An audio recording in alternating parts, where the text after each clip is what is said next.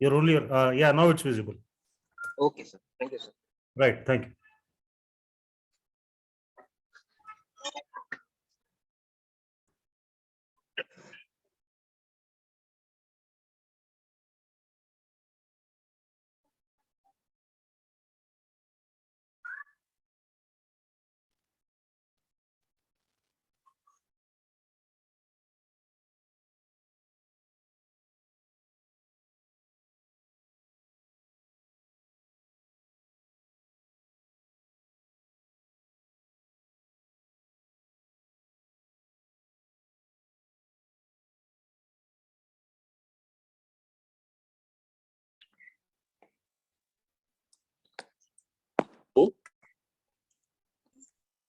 Yes, sir. Shall I start? हाँ नमस्ते sir, please. हाँ जी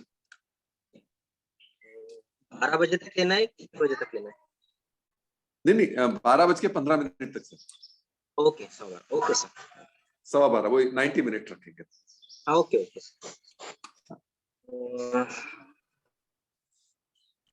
आज के लेक्चर में बेसिकली हम फोकस कर रहे हैं जितने जॉइंट्स हुए हैं उनके मूवमेंट्स और कुछ अगर स्पेशलिटी रही लिगामेंट्स जो मोस्टली यूज्ड होते हैं या स्ट्रेस होते हैं और कुछ मसल सिर्फ ओवरलुक करेंगे। बहुत बड़ी एक्टिविटी है बिकॉज पूरे जॉइंट्स कवर करने की कोशिश की है, तो थोड़ा सा फास्ट भी लेंगे। सिर्फ नाम अगर भूल गए होंगे तो उस हिसाब से आप सिर्फ इनकॉर्पोरेट किए हैं, नहीं तो फोकस मूवमेंट्स उनकी वोनियोमेट्री हम कैसे करते हैं यही दो चीज हमने किया है। सिर्फ एक जॉइंट हमने कल डिस्कस किया था कि जो आपने बोला था कि लेना चाहिए पेल्विक गर्डल, वो सिर्फ इनकॉर्पोरेट किया है, उसमें ज्यादा कुछ है नहीं। अच्छा सिर्फ ओवरलुक कर लेंगे स्टार्टिंग में। ठीक सर, ठीक है सर। स्लाइड दिख रही है सर? ठीक है सर, हाँ स्लाइड दिख रही है sir. Okay. Pelvic girdle is the structure of the pelvic. What exactly the structure of the pelvic girdle is the bony pelvis consisting of 2 hip bones, also known as innominate or the pelvic bones. ये हमने जब hip bone पढ़े थे हमने बताया था। Then it includes sacrum and the coccyx. Basically, these 2 bones are a part of the vertebral column. So, it look like this. This is the sacrum, and the last portion that is the tailbone is the coccyx. So the basic structure of the girdle is this. And pelvic girdle is divided into lesser and the greater pelvis. ये जो cavity है, ये bone के बीच में जो form हो रही है, that is called as a pelvic cavity. तो basically pelvic girdle में जब कोई movement भी होती है, तो ये slightly movable joint है as they are taking part in the vertebral formation. तो ये बहुत ज्यादा मूवमेंट नहीं करते जैसे बाकी जगह बाकी बोन या बाकी जॉइंट्स मूवमेंट हमने देखे हैं, उनके गोनियोमेट्री हमने देखी है, यहाँ पे मूवमेंट नहीं होते। तो बेसिकली जो स्ट्रक्चर है फॉर्म 3 जॉइंट से होता है, दैट इज सैक्रोइलियाक जॉइंट। ये दो होते हैं, means this is the ilium portion of that is ilium, then this is ischium and this is the pubis. तो इलियम और सैक्रम के बीच में जो जॉइंट फॉर्म होता है that is sacroiliac joint. Then next joint that is the coccygeal joint, means that is between the sacrum and the coccyx. तो ये जो joint है यहाँ पे एक और joint होता है वो भी slightly movable है, that is sacrococcygeal joint. And the last one that is the pubic symphysis, where pubic part of the hip bones are joint. ये जो anterior portion है that is the pubic symphysis. अगर हम ये body पे identify करने की कोशिश करेंगे तो umbilicus के नीचे अगर हम straight गए तो सबसे बड़ा सबसे prominent bony structure हमें लगता है that is the pubis. और अगर हमने वहां से पल्पिट किया तो सेंट्रली एक जॉइंट हमें दिखेगा दैट इज प्यूबिक सिम्फाइसिस। तो ये बेसिकली 3 जॉइंट से मिलकर बनता है, that is sacroiliac, sacrococcygeal and the pubis that combined is called as a pubic symphysis. General structure and having several ligaments and the muscles present over here for the formation of the beam and supports the organs present over there. Then function pelvis, it is a strong pelvis adapt to serve the number of roles in the human body. First one, the transfer of weight, means upper axial skeleton to the lower appendicular skeleton. तो ऊपर का body weight है वो lower appendicular skeleton को transfer करने का काम basically pelvis से होता है, क्योंकि बाकी कहीं पे भी कोई भी जॉइंट नहीं है डायरेक्टली ट्रांसफर करने के लिए। यहाँ पे ये जो जॉइंट है सैक्रम का जो ट्रांसफर करता है हिप बोन को, and then hip bone to the femur, femur to the tibia and the fibula. तो बेसिक फंक्शन वही है कि transfer of weight means proper exoskeleton का जो वेट है वो lower appendicular component of the skeleton में ट्रांसफर करना है. Provides attachment to number of muscles, ligaments used for locomotion. Then contains and protects the abdominal, pelvic and pelvic viscera. अब basically pelvic girdle ऐसा एक separate bone नहीं है, इसलिए यहाँ पे जो भी स्ट्रक्चर्स अटैच होते हैं दैट ऑलरेडी हमने जब वो बोन डिस्कस किया है उससे रिलेटेड ये मसल अटैचमेंट हमने देखे थे. तो वो provides attachment and contains protect abdominal pelvic organ. abdomen और pelvic में होते हैं वो organ को provide करता है. Then the great having structure that is greater pelvis and the lesser pelvis. Basically anatomy में बहुत बार देखा जाता है what is the greater and what is the lesser pelvis. The osteology pelvic girdle allows pelvic region to be divided into two segments. That is greater pelvis, that is also called as a false pelvis, and another one that is the lesser pelvis, that is also called as a true pelvis. The first one, greater pelvis, it is located superior and it provides support to the abdominal viscera such as ilium, sigmoid canal, and it is a literally obstructed relevance.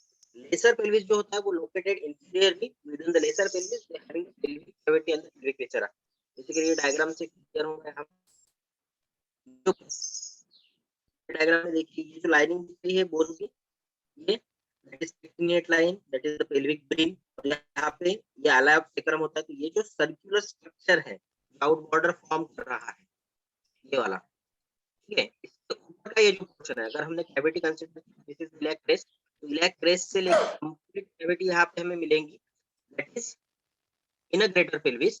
और ये pelvic brim pelvic symphysis pectinate line के नीचे जो portion रहेगा that is related with sacrum. Posteriorly जो sacrum से related होता है और कॉक्सिक्स से रिलेटेड होता है, that portion is called as an lesser pelvis. तो बेसिकली इंपॉर्टेंट प्रोटेक्टेड रहते हैं, दैट इज ब्लैडर, यूटेरस, ये जो पूरे ऑर्गन्स है ये लेसर पेल्विस में आते हैं. इलियम और सिग्मेंट कोलन जो दो ऑर्गन्स देखे, that is the part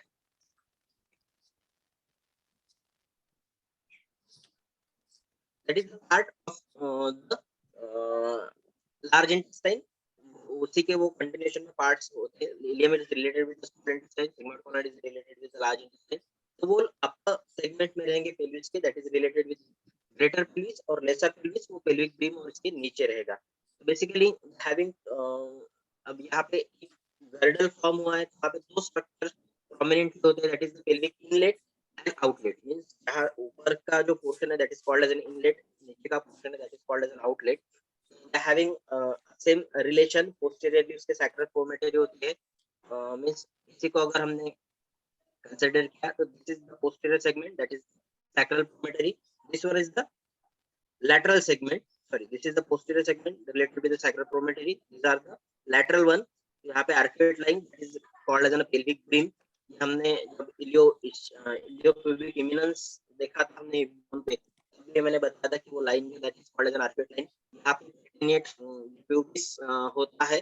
pubis के सुपीरियर रामाय में बॉर्डर्स होती है, तो इसमें भी जो पेक्टिनेट बॉर्डर है जो सुपीरियर बॉर्डर है वो भी ये एंटीरियर फॉर्म करता है. That is related with the pelvic inlet. Anterior relation में पेल्विक सिम्फिसिस है, लिनियर टर्मिनलिस और ये इलियोपेक्टिन लाइन. सिर्फ उनको टर्मिनोलॉजी उन्होंने डिफरेंट दी है. Combinedly pectinate line, arcuate line और सैक्रल प्रोमोटरी को लिनियर टर्मिनलिस बोलते हैं, और इलियोपेक्टिन लाइन सिर्फ इलियम और जो है बॉर्डर है क्यूबिस को इलियोपेक्टिन बोलते हैं. Last structure that is pelvic outlet. Pelvic outlet inlet ऊपर का पोर्शन हो गया, आउटलेट सबसे नीचे वाला पोर्शन है. तो यहाँ पे भी डायग्राम में हम देख सकते हैं सबसे नीचे वाला पोर्शन में that is related with coccyx, the posterior aspect. So the border having the same structure, posteriorly that having tip of coccyx, laterally that is ischial tuberosities and inferior margin of the sacrotuberous ligament. ये जो portion है नीचे वाला, this is ischial tuberosity जहाँ पे हम बैठते हैं. इस फिगर में यहाँ पे मिले दिखेगा दिस पोर्शन. अब बेसिकली ये 3D हम ये जो है डायग्राम ये पोस्टीरियर सेगमेंट में, सॉरी ये जो है इमेज हमने ऊपर से थोड़ा सा देख रहे हैं, इसलिए ये पोर्शन एग्जैक्टली नहीं समझ में आता. नहीं तो ये थोड़ा सा पोस्टीरियरली होता है, ये गर्डल फॉर्म करने का काम करते हैं. इससे पोस्टीरियरली कॉक्सिक्स आता है, laterally they having ischial tuberosities and anteriorly again pubic arch. pubic symphysis उन्होंने ऊपर की तरफ बोला है, pubic arch उन्होंने anteriorly इनर साइड में लिया है, एंड pubic सब pubic angle, तो वहां पे जैसे एंटीरियरली इतना सा pubic bone है, पोस्टीरियरली सैक्रम बोन बड़ा होता है, तो उसका जो डायमेंशन होता है वो वेरी होता है। और वही जब हम मूवमेंट करते हैं बेसिकली गर्डल की, तो मूवेबल स्लाइटली मूवेबल जॉइंट है, इसलिए सिर्फ वो सपोर्ट करता है with movements of axial, means जो ऊपर का सेक्शन है, एक्सियल पोर्शन है बॉडी का वो, और आर्टिकुलर स्केलेटन। इसलिए जो अटैचमेंट है, जैसे हमने हैमस्ट्रिंग मसल है कि जो ischiotubrosis को अटैच होते हैं, means they are the portion related with the pelvis also, क्योंकि पेल्विस का भी पोर्शन जो आउटलेट का है that is related with the ischiotubrosis। तो ये जो पोर्शन है जहाँ पे हिप बोन्स के मसल्स बाहर खाए जा रहे हैं, वही उसको ये स्ट्रेंथ देता है पेल्विक गर्डल को। इसलिए मोस्ट ऑफ द टाइम जब हम हिप बोन्स या वर्टिकल कॉलम या भुजंगासन वगैरह जैसे आसन करते हैं, इससे ही जो जो मसल्स पेल्विक रीजन या basically related with pelvic to thigh या sacrum to just upper one, 4 layers muscles के बैक के बताए थे, उसी को अगर हमने तो ये पोर्शन अच्छे से स्ट्रेंथ होता है। तो this is all about the pelvic girdle. Basically एक डिफरेंस होता है, that is gynaecoid pelvis and android pelvis, means male pelvis और फीमेल पेल्विस में थोड़ा सा डिफरेंस होता है। It's again for the proper delivery और having an extra organ, means the pair of an ovaries and the bladder।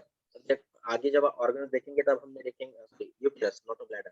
Bladder तो दोनों भी होता है, यूटेरस सिर्फ फीमेल में होता है। बेसिकली कैसा होता है कि bladder then uterus and then rectum, बीच में यूटेरस होता है। मेल के इसमें सिर्फ ब्लैडर और पोस्टेरियरली रेक्टम। तो ये जो होता है ऑर्गन भी एक्स्ट्रा होता है, तो इस कारण ये जो डायमीटर होता है बेसिकली जो स्ट्रक्चर है यहाँ पे दोनों इनलेट में आपको या जो पेल्विक बीम है उसको आपको डिफरेंस दिखेगा। थोड़ा सा नैरो होता है, सैक्रम बड़ा होता है, यहाँ पे सैक्रम थोड़ा सा छोटा होता है, पर ये जो कैविटी होती है वो बड़ी होती है, ताकि जब डिलीवरी वगैरह जो होती है नॉर्मली आउटलेट में वो फिटस जो होता है वो नॉर्मल पाथ में वो जाता है। तो बेसिकली वो एनाटॉमिकल डिफरेंस होता है। तो बेसिकली अगर कोई स्केलेटन मिल गया तो मेल है या फीमेल है वो देखने के लिए सबसे पहले हम पेल्विक गर्डल देखते हैं कैसा है, ब्रॉड है sacrum as compared with pelvic के अदर बोन्स के साथ कैसा रिलेशन में है। तो ये एक और स्ट्रक्चर है। आगे हम इसकी तरफ देख सकते हैं कि उसके अटैचमेंट भी थोड़ा सा डिफरेंट होता है इन मेल एंड फीमेल। तो बेसिकली ये जो स्ट्रेंथन एक्सरसाइजेस है पेल्विक गर्डल की, ये जब प्रेग्नेंट वुमेन होती है उन्हें स्टार्टिंग में ये बोला जाता है कि थोड़ा सा आप ये कीजिए, इसको फ्लेक्सिबल कीजिए, क्योंकि बहुत सारे लोग होते हैं कि वो योगा नहीं करते प्रॉपर्ली, ये नहीं करते, तो वो रिलेटेड विद दैट ये भी कर सकते हैं कि ये जो एरिया है ये मूवेबल जॉइंट है या सॉरी स्लाइटली मूवेबल जॉइंट, बहुत ज्यादा फर्क या गोनोमेट्री में बहुत ज्यादा ये तो नहीं दिखेगा, पर बाकी के जो एक्सरसाइजेस है जो हम हिप से रिलेटेड करते हैं वो भी यहाँ पे काम में आते हैं, या वर्टिबल कॉलम से रिलेटेड एक्सरसाइजेस करते हैं वो भी पेल्विक गर्डल को स्ट्रेंथ देने में काम में आते हैं। This is all about pelvic girdle. Starting with first joint हमने देखा था, that is the shoulder joint. Particularly in this joint, it's formed by the humerus, that is the brachium, and the billiard cavity of the scapula. ये जो region है that is the shoulder joint। अब जब हमें ये पता होगा कि जब हमने anatomical marks देखे थे, तो ये जब हम इसको palpate करते थे, this is clavicle। clavicle के laterally हमने गए थे, यहाँ पे prominent region यहाँ पे मिलती है, that is related to the acute process। पीछे के साइड में स्पाइनस प्रोसेस होता है। ये आपको हम जब हम इस पोर्शन को पाल्पेट करते हैं तो हमें ये दिखता है। देन ये जो पोर्शन बल्कि जैसा दिखता है that is related with the deltoid. Basically this complete structure is called as an shoulder joint. But जब शोल्डर गर्डल की बात आती है, जैसे हमने पेल्विक गर्डल देखा है, तो shoulder girdle is related with shoulder region and in that region we have an clavicle also. ठीक है, तो ये जो पोर्शन होता है मींस स्टर्नोक्लेविकुलर जॉइंट, ये जो है sternoclavicular joint that is related with the manubrium sterni, this is sternum.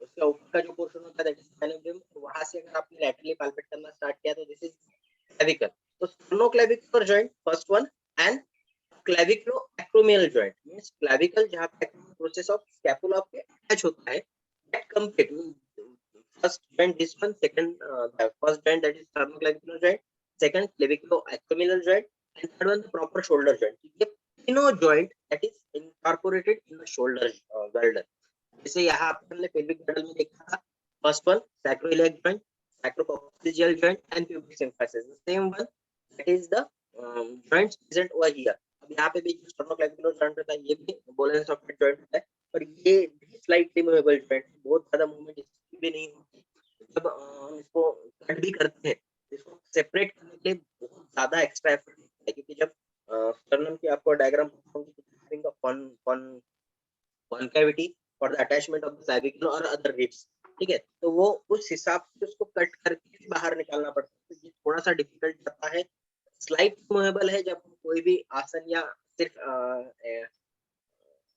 Loosening exercises करते हैं वार्म अप एक्सरसाइजेस उसमें भी इसका यूज होता है तो पेल्विक शोल्डर गर्डन में तीनों जॉइंट आएंगे बेसिकली शोल्डर हमने बताया कि that is humerus and the scapula that is called as an glenohumeral articulation gleno related with the glenoid cavity of the scapula अब बेसिकली ये जो जॉइंट होता है ह्यूमरस का हेड बड़ा है एज कंपेयर्ड विद ग्लूनोइड कैविटी इसलिए उसको एडिशनली सपोर्ट देना पड़ता है बाहर से मींस हमने ये देखा होगा कि फ्रोजन शोल्डर का केस हमने देखा होगा कि वो स्टिफनेस ये शोल्डर रेज नहीं कर पाते तो ये जो होता है इस condition is called as an frozen shoulder पर वहां पे वो फिक्स होना चाहिए इसलिए वहां पे सराउंडेड जो स्ट्रक्चर होते हैं वो उसको स्टेबिलिटी देते हैं that is first one that is the coracoacromial arch is that arch it starts with the coracoid process up to the acromial process then they are having a musculotendinous cuffs that muscles present just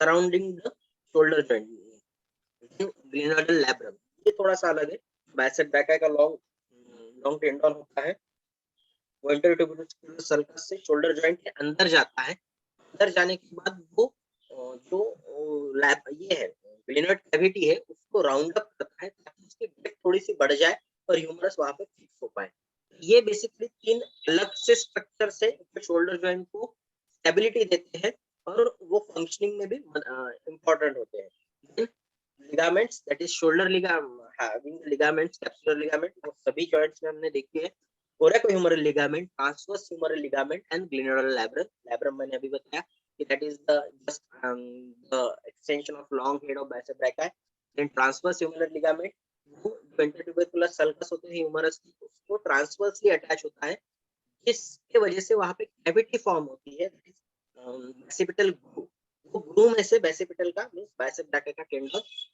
with in the shoulder joint जाता है next that is coracohumeral ligament as per the name it is attached with the coracoid process to the humerus अब यहाँ पे जो अलग से बात है जैसे कैप्सुलर लिगामेंट वो हर जगह पे अटैच होती है मींस जॉइंट की दोनों साइड में वो अटैच होती है particularly in the humerus it is attached with the neck जो अपर नेक पोर्शन होता है एनाटॉमिकल नेक होता है वहां पे वो अटैच होती है और वो डेफिसिट होती है इंफीरियरली इसलिए इस जगह पे डिसलोकेशन के चांसेस बहुत ज्यादा होते हैं as compared with other dislocation इसलिए बहुत बार हमने देखा है कि जब हम जैसे बाकी की स्ट्रक्चर्स भी इसको एडिशनली सपोर्ट करते हैं इसलिए जब छोटे बच्चे होते हैं तो बेसिकली कोराकोएक्रोमियल आर्च छोटे छोटे बच्चों में ये जो फॉर्मेशंस होती है थोड़े से वीक होते हैं इसलिए बहुत बार अगर हाथ को एकदम झटका हो गया तो वो डिसलोकेट हो सकता है इसलिए हम छोटे बच्चों के जैसे हाथ पकड़ के वगैरह ऊपर खींचना वगैरह बहुत बार डॉक्टर मना करते हैं इस कारण है कि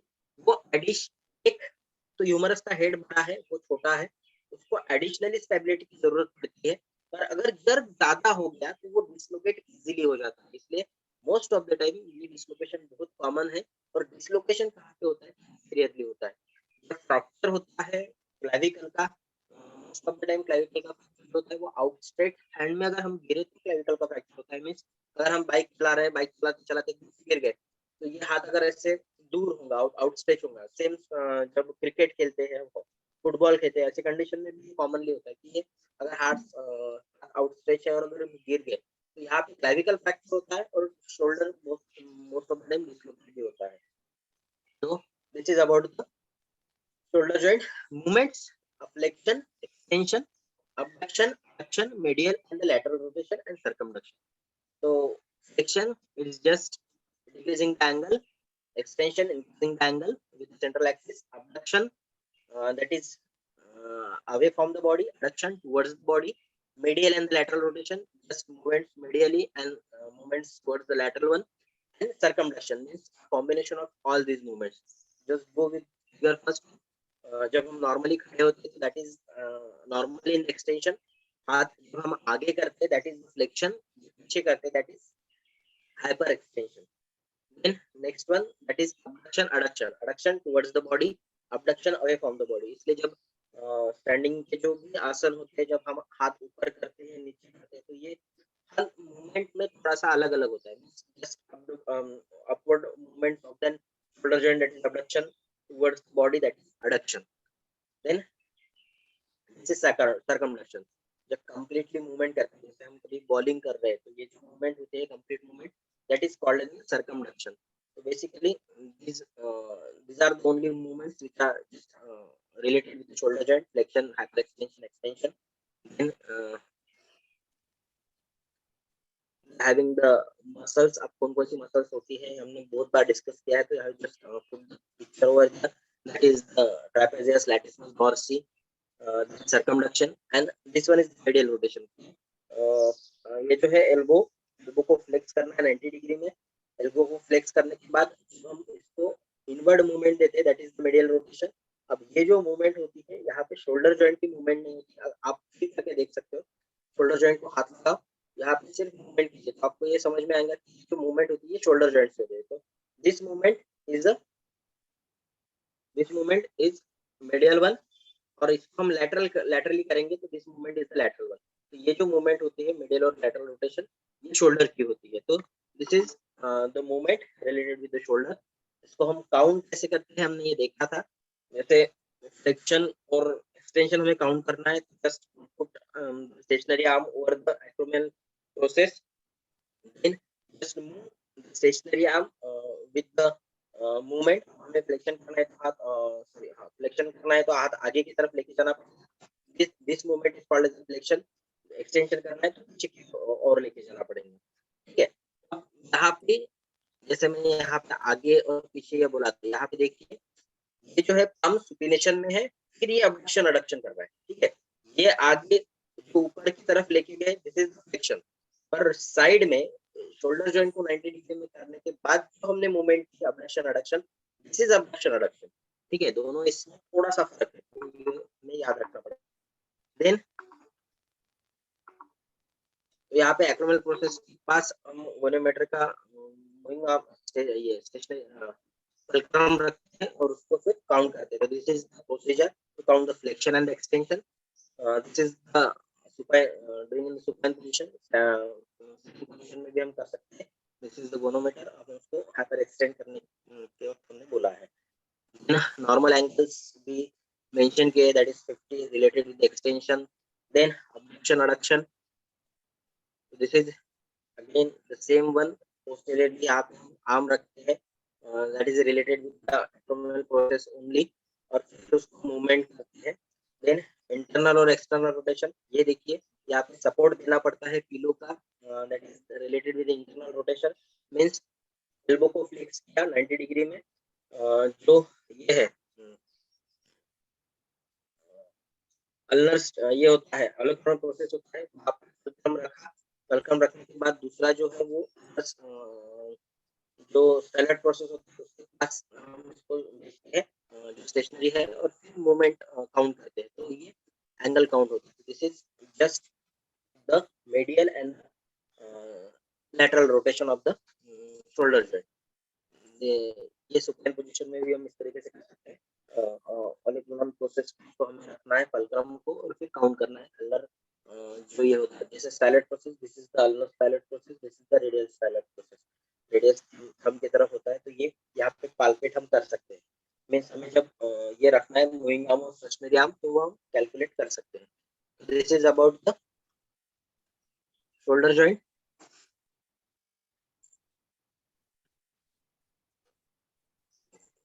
Next with the elbow joint. Sir अगर शोल्डर जॉइंट के बारे में डिस्कस करना है तो अभी कर ले कि पूरे जॉइंट्स होने के बाद डिस्कस करेंगे? नहीं नहीं, अगर जैसे जैसे होगा जॉइंट के बाद में करते जा सकते हैं, पर काफी क्लियर था शोल्डर जॉइंट, कोई दिक्कत नहीं है, अभी कैन मूव। हाँ Okay. Then next one, that is the elbow joint. Again, this is a synovial type of joint and hinge type of joint. Basically, in hinge type of joint, they are having a two movements only. That is the flexion or extension. Means one way movement, two way movement होती है. बाकी ज़्यादा movement यहाँ पे नहीं होती.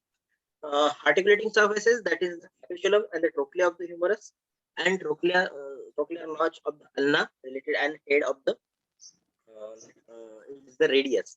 So basically humerus के जो लोअर एंड होते हैं वो पार्ट है कैपिटुलम और ट्रोक्लिया. ये हमने ह्यूमरस के वक्त देखा था. This is the portion that is the capitulum. ये कैपिटुलम है, दैट इज द ट्रोक्लिया. अब यहाँ पे हेड रेडियस का अटैच होता है. यहाँ पे अल्ना का ओलेक्रोनल ये होता है वो अटैच होता है. सॉरी, ट्रोक्लियर प्रोसेस ये अटैच होती है. यहाँ पे सिर्फ say that related with N elbow movements, क्योंकि तीन मूवमेंट्स है फ्लेक्शन और एक्सटेंशन, तो वो यहाँ पे हमें मिलेंगे. अब बेसिकली शोल्डर जॉइंट हमें आइडेंटिफाई करना है, तो अगर हमने यहाँ पे पाल्पेट किया ये पोर्शन में, तो आपको प्रोमिनेंस मिलेंगे. That is medial and the lateral epicondyle of the humerus. यहाँ पे जब हम पाल्पेट करते हैं तो यहाँ पे हमें मिलेगा. तो that portion is this one. This is the medial epicondyle. This is the lateral epicondyle. Medial epicondyle थोड़ा सा बड़ा होता है compared to the lateral one, जो थोड़ा easily palpate होता है. तो ये जो portion है that is the humerus. हम उसके exactly नीचे elbow form होता है. तो ये जो portion है कोनी का, जहाँ पे हमें टच प्रोमिनेंस मिलेगा एक बोन का, that is the olecranon process. ये जो पोर्शन है ये ओलेक्रोन प्रोसेस है. तो ये यहाँ पे नीचे फिट होगा. तो ये जो पोर्शन है that is related with the trochlea and another portion that is related with the ये कैपिटुलम. तो यहाँ पे ये कंप्लीट शोल्डर जॉइंट हम पाल्पेट करके देख सकते हैं. बेसिकली जॉइंट नहीं देख सकते लेकिन उसके बोन स्ट्रक्चर देख सकते हैं. This is medial epicondyle, this is lateral epicondyle and this is the olecranon process जो हमें इजीली पाल्पेट होते हैं. तो this is the elbow joint. Ligaments again the simple, the capsular ligament, anterior ligament, posterior ligament, ulnar collateral ligament and the lateral collateral ligament. Means जो ulna की side में है that is ulnar collateral ligament, lateral collateral ligament. अभी ये ligament lateral ligament भी थोड़ी सी strong होते हैं compared to another one. Again capsular ligament दोनों जगह पे attach होती है at the upper segment and the lower segment radius के हेड को. और ये ओलेक्रोन प्रोसेस और कोर्नेट प्रोसेस का जो मार्किंग होता है अल्ना का, वहां पे वो अटैच होती है. एट द सुपीरियर सेगमेंट जो कैपिटुलम और ट्रोक्लिया के जस्ट अबव वो अटैच होती है. यहाँ पे बाकी कुछ भी इम्पोर्टेंट ये नहीं यानी जैसे शोल्डर जॉइंट में डिस्लोकेशन नीचे और कॉमनली हो गया, तो यहाँ पे सिंपली सिर्फ रेडियस का बहुत बड़ा डिस्लोकेट होता है, क्योंकि वहां पे रेडियस के हेड में एक एन्युलर लिगामेंट होती है. अगर हमने यहाँ पे रेडियस देखा तो this is the head of the radius. और ये जो पोर्शन है दैट इज अपर सेगमेंट और ये लोअर सेगमेंट है, और ये दोनों के बीच में एक लिगामेंट होता है that is called as an annular ligament. इसलिए जब कभी हाथ को जर्क बैठते शोल्डर जॉइंट के साथ, अगर एल्बो जॉइंट डिस्लोकेट हुआ तो मोस्टली वो रेडियस उस लिगामेंट से मूव होता है. ये सिर्फ सर्कुलर लिगामेंट, एन्युलर लिगामेंट, वहां पे हेड फिक्स है रेडियस का, उसको पुश किया डाउनवर्ड, तो दिस मूवमेंट और pressure just the radius from that circular annular ligament. तो यहाँ पर dislocation इसका common होता है. Then important joint है, this is the picture of the ligament जो हमने दिए. Important joint in the sense बहुत बार हम आपको देखा होगा कि यहाँ पे हम जब ब्लड डोनेट करने जाते हैं या इन्वेस्टिगेशन करने जाते हैं तो यहीं से ब्लड निकालते हैं. वहां पे दो एपिकोंडाइल से उसके बीच में सीक्वेंस से वहां पे ब्रैकियल आर्टरी होती है, मेडियल न होती है, रेडियल न होती है, and the tendon of bicep brachii होता है जो हमने एनाटॉमिकल स्ट्रक्चर में देखा होगा. जैसे अगर आपने यहाँ पे थंब रखा, just flex the elbow, elbow को फ्लेक्स करेंगे तो यहाँ पे हमें एक प्रोमिनेंट स्ट्रिंग लाइक स्ट्रक्चर मिलेगा, that is the tendon of bicep brachii. तो ये भी एनाटॉमिकल एक इंपॉर्टेंट लैंडमार्क है.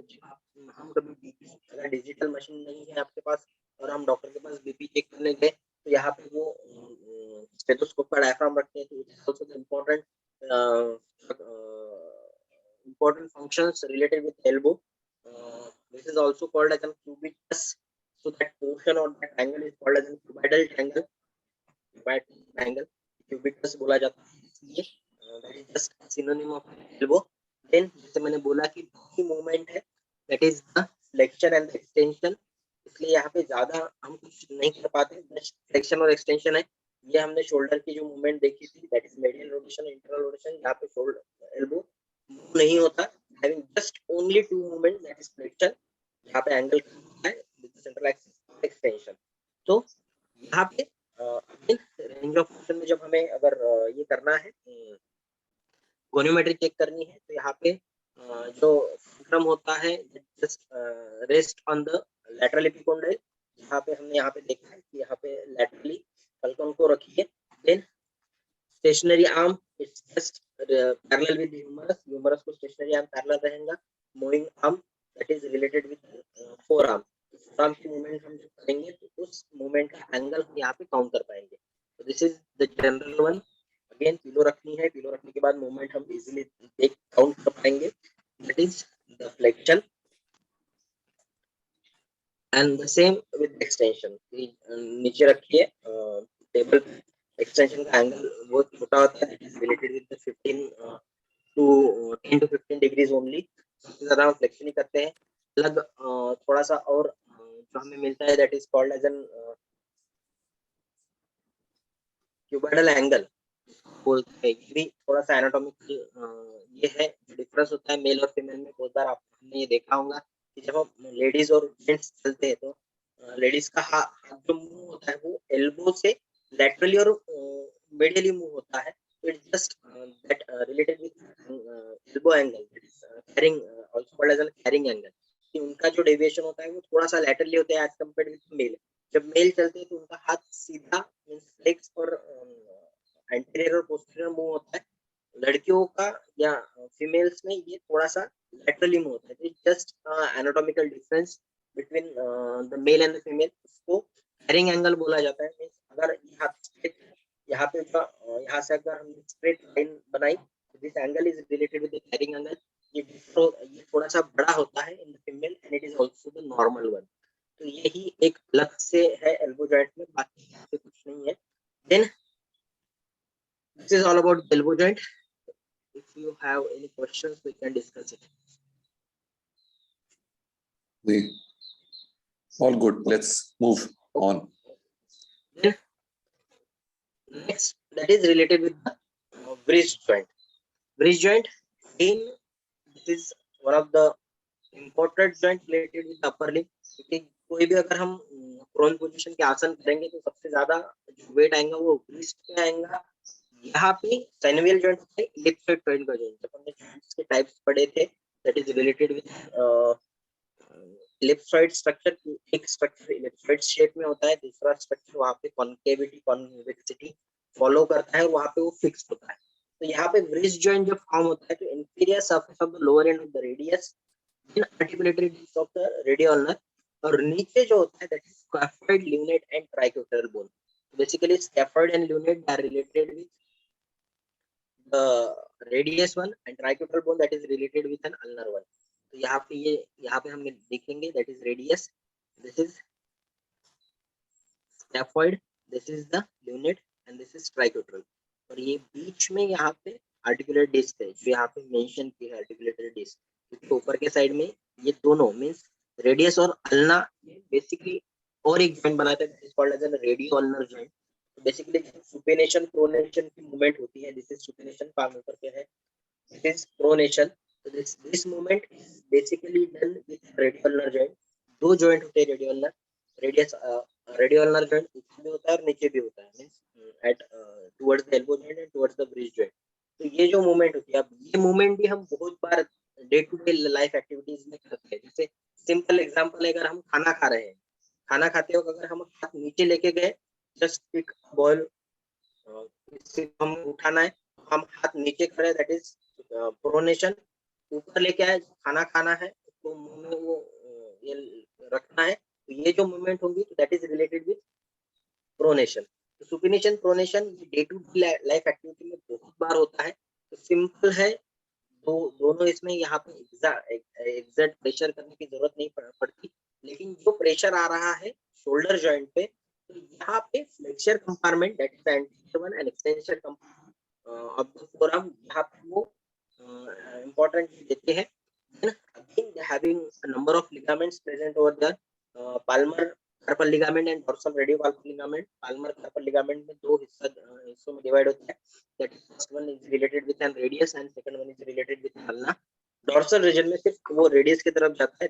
Having another two ligaments, that is collateral ligament related with radius and the ulna, means दोनों की साइड में laterally जो movement ligaments होती है वो वहां पे प्रेजेंट होती है. The movements that is the flexion में फ्लेक्सर कंपार्टमेंट ऑलमोस्ट सभी मसल्स यहाँ पे इन्वॉल्व होती है. When the flexion और एक्सटेंशन जो पीछे की साइड में हम करेंगे, they are the muscle movements, the flexion and the extension. ये उसी के मसल से एक्सटेंशन में कौन सी आती है और इसमें कौन सी आती है, ये मूवमेंट्स की डायग्राम मैंने यहाँ पे ली है. ये नॉर्मली जो हम नीचे की तरफ उसको लेके जाएंगे दैट इज एक्सटेंशन, और नीचे की तरफ नॉर्मल एक्सटेंशन है, नीचे की तरफ लेके जाएंगे तो दैट इज हाइपर एक्सटेंशन, ऊपर की तरफ उसको लेके जाएंगे दैट इज फ्लेक्शन. तो ये जो मूवमेंट एक्सटेंशन और फ्लेक्शन, तो ये मूवमेंट शोल्डर जॉइंट में आती है. This is extension, hyper extension और फ्लेक्शन. तो बेसिकली कोई भी आसन जब हम सिंपल भुजंगासन ले लीजिए, सूर्य नमस्कार कर रहे हैं, लाई डाउन है, भुजंगासन में जाने से जो हाथ ऊपर की तरफ लेके जाते हैं तो वहां पे वो समवट फ्लेक्शन हाइपर एक्सटेंशन देता है टुवर्ड्स द ब्रिज जॉइंट. उसके बाद another movement that is adduction and abduction. तो ये जो मूवमेंट है this one adduction abduction, again adduction थोड़ा सा ज्यादा होता है एज कंपेयर्ड विद अबडक्शन, बाहर की तरफ ये नहीं लेके जाता जा सकते. इसको ही जो दूसरा नाम एनाटॉमिकली दिया है that is related with ulnar deviation and radial deviation. Means जब अंदर की तरफ जा रहे हैं दैट इज एडक्शन, तो अल्ना मूव हो रहा है, अल्ना की तरफ वो मूव हो रहा है, that is called as an ulnar deviation. जब इसको हम बाहर की तरफ लेके जा रहे हैं लैटरल रोटेशन में एडक्शन में लेके जा रहे हैं that is called as radial deviation. Means simple one के नाम है एडक्शन अबडक्शन, सिर्फ उसको रीजन वाइज उन्होंने अलग दिया. मींस सिर्फ चार मूवमेंट यहाँ पे extension, flexion, then ulnar and adduction and abduction.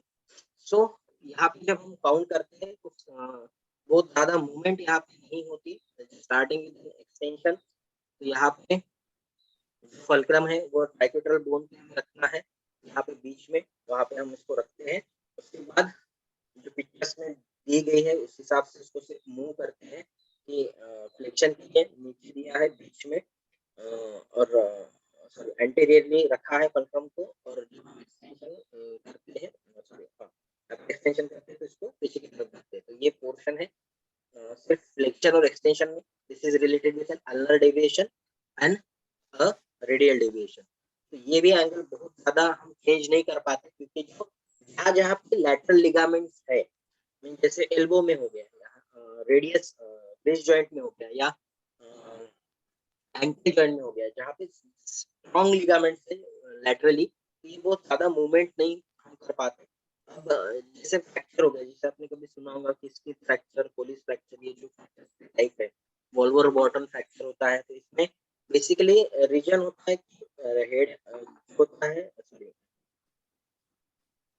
Sorry नीचे का पोर्शन जो होता है लोअर एंड ऑफ रेडियस, वो फ्रैक्चर होता है अलोंग विद डिसलोकेशन.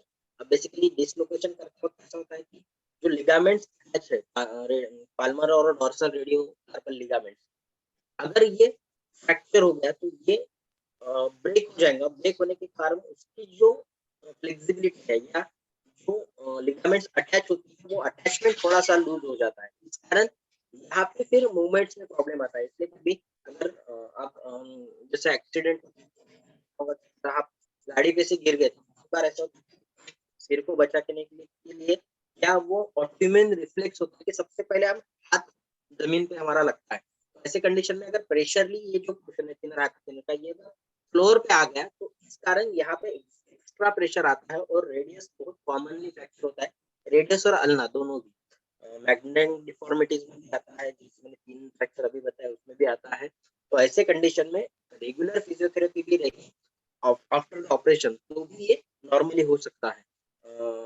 नहीं तो कोई भी मूवमेंट अगर आप करोगे अल्नर डेविएशन और रेडियल डेविएशन, तो वहाँ पे वो थोड़ा सा तकलीफ देगा। Basically day to day life activities में अगर हम सिंपल ये भी करते हैं, घर थोड़ा सा साफ करने की कोशिश करते हैं, ये थोड़ा सा उसको साफ सफाई में अगर ये करेंगे तो ये अल्नर डेविएशन और रेडियल डेविएशन वहाँ पे ये मदद करेगा। हाइपर एक्सटेंशन और फ्लेक्शन ये सिर्फ जब हम कोई चीज प्रेशरली करने की कोशिश करते हैं, जैसे सिर्फ ये करना है, कुछ हमें बंद करनी है, तो बंद करने वक्त भी अल्नर और रेडियल डेविएशन आएंगी। उसको पुश करना है, पुश करते वक्त या पुल करते वक्त जो प्रेशर क्रिएट होगा that is related with extension and flexion.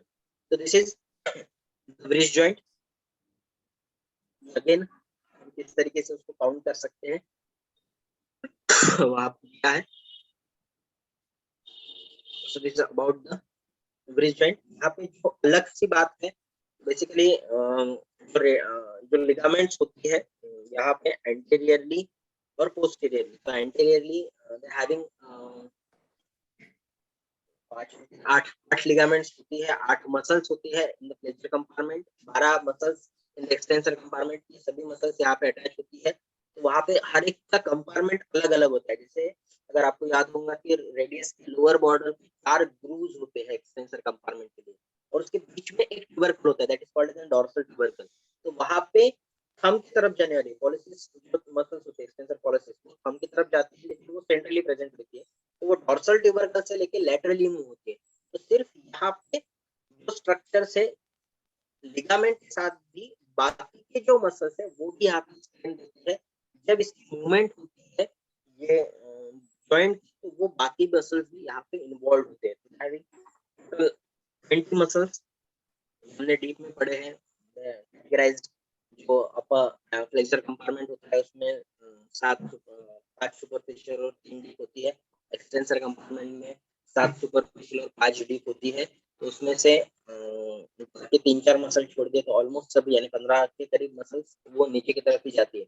Again having the nerve supply also, arterial supply होता है, नर्व सप्लाई होता है, वो सभी इसी रीजन से पास होता है। जैसे सेंट्रली अब यहाँ पे हमने ये देखा है कि दिस इज द मिडिल एपिक्यूल जो प्रोमिनेंटली हमें ये होता है। उसके नीचे बहुत बार कभी आपको दीवार को वगैरह लगा होगा तो एकदम ऐसे करंट जैसा लगता है, that is related with ulnar nerve. ठीक है, जैसे हमने बोला कि क्यूबाइडल नर्व में बीच में मीडियन नर्व होती है, तो वो सीधा सीधा बीच से निकलती है और इस पोर्शन से निकलती है। तो यहाँ पे एक टनल फॉर्म होता है that is also called as carpal tunnel. Means यहाँ पे फ्लेक्सर रेटिनाकुलम होता है। फ्लेक्सर रेटिनाकुलम के कुछ स्ट्रक्चर ऊपर होते हैं, कुछ नीचे होते हैं। सिर्फ एक ही लिगामेंट है दैट इज एक ही मसल है दैट इज द पाल्मरिस लॉन्गस, उसके ऊपर से जाती है। यहाँ पे वो पाल्मर एपोनोसिस फॉर्म करता है। ये भी हमने जब एनाटॉमिक लैंडमार्क्स देखे थे तब मैंने बताया था कि अगर यहाँ पे बीच में आपको फील हो रहा है ब्लड का पल्सेशन, इसका मतलब पाल्मरिस लॉन्गस एब्सेंट है, वो वेस्टिजियल मसल्स में आती है। तो यहाँ पे एक कैविटी फॉर्म हो रही है उसके नीचे फ्लेक्सर कंपार्टमेंट या फ्लेक्सर रेटिनाकुलम के नीचे, जिससे मीडियन नर्व पास होती है।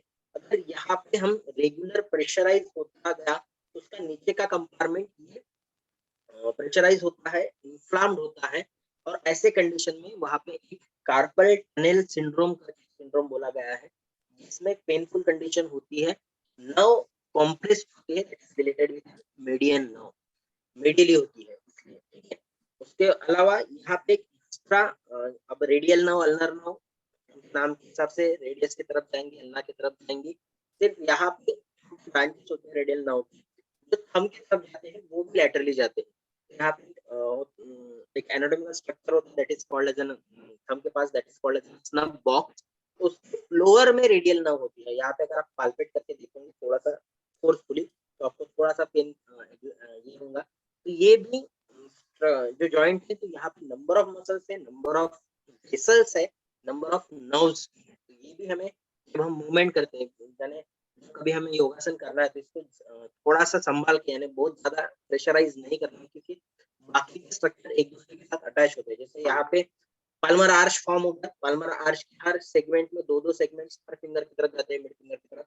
सेम अल्नर नर्व है, रेडियल नर्व है, खुद मीडियन नर्व। रेडियल नर्व पीछे की तरफ सप्लाई करती है, अल्नर और मीडियन नर्व हाँ 3.5 यहाँ पे 2.5 फिंगर को अल्नर जाती है, यहाँ पे 3.5 को मीडियन जाती है, तो ये एक दूसरे के साथ कनेक्टेड होते हैं, मूवमेंट्स पूरी हैम्पर हो सकते हैं। इसलिए यहाँ पे जब आसन कर रहे हैं तो बहुत ज्यादा प्रेशराइज है, वो हमें देखना पड़ेगा। तो this is all about breast joint. Next important one is the hip joint. Shoulder means upper limb के तीनों इंपॉर्टेंट जॉइंट हमने देखे, that is shoulder, elbow and the breast. Basically सभी आसन में ये जॉइंट्स इन्वॉल्व होते ही है। कोई भी आसन अगर हमने किया सिर्फ सिटिंग आसन छोड़ के, जैसे पद्मासन कर रहे तो यहाँ पे ये जॉइंट इन्वॉल्व नहीं होते, पर वहां पे जब हम सिंपल योग मुद्रा में होते हैं तो ऐसे कंडीशन में हम हाथ रखते हैं, तो ये जो मूवमेंट होते हैं घुटनों पे हाथ रखते होते हैं, जब बैठे हैं तो बैठने के बाद सेंट्रल एक्सिस से ये जो नीज है ये लेटरली मूव होते हैं।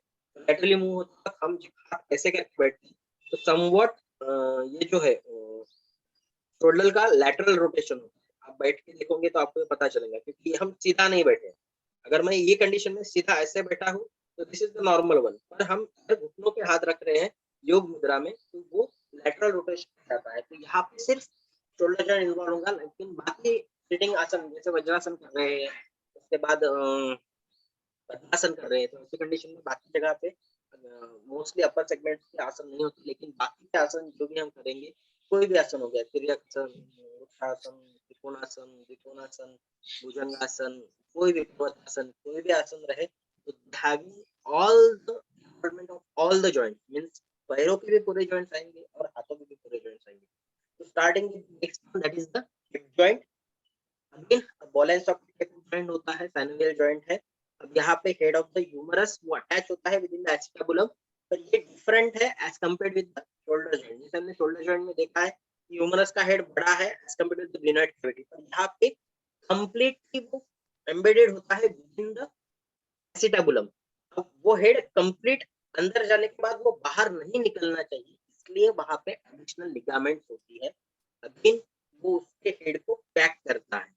वहां पे एक और लिगामेंट होती है जो हेड को इंटरनल स्ट्रक्चर मूव नहीं होने देती, that is called as an transverse ligament और द राउंड लिगामेंट, जो फोविया होता है, मींस फोविया सेंट्रलाइज होता है फीमर के हेड पे, वहां पे अटैच होते हैं टुवर्ड्स द एसिटाबुलम। एसिटाबुलम का स्ट्रक्चर का आपको याद होगा, the having horseshoe shape structure, नीचे के और में वो डिफिकल्ट होता है।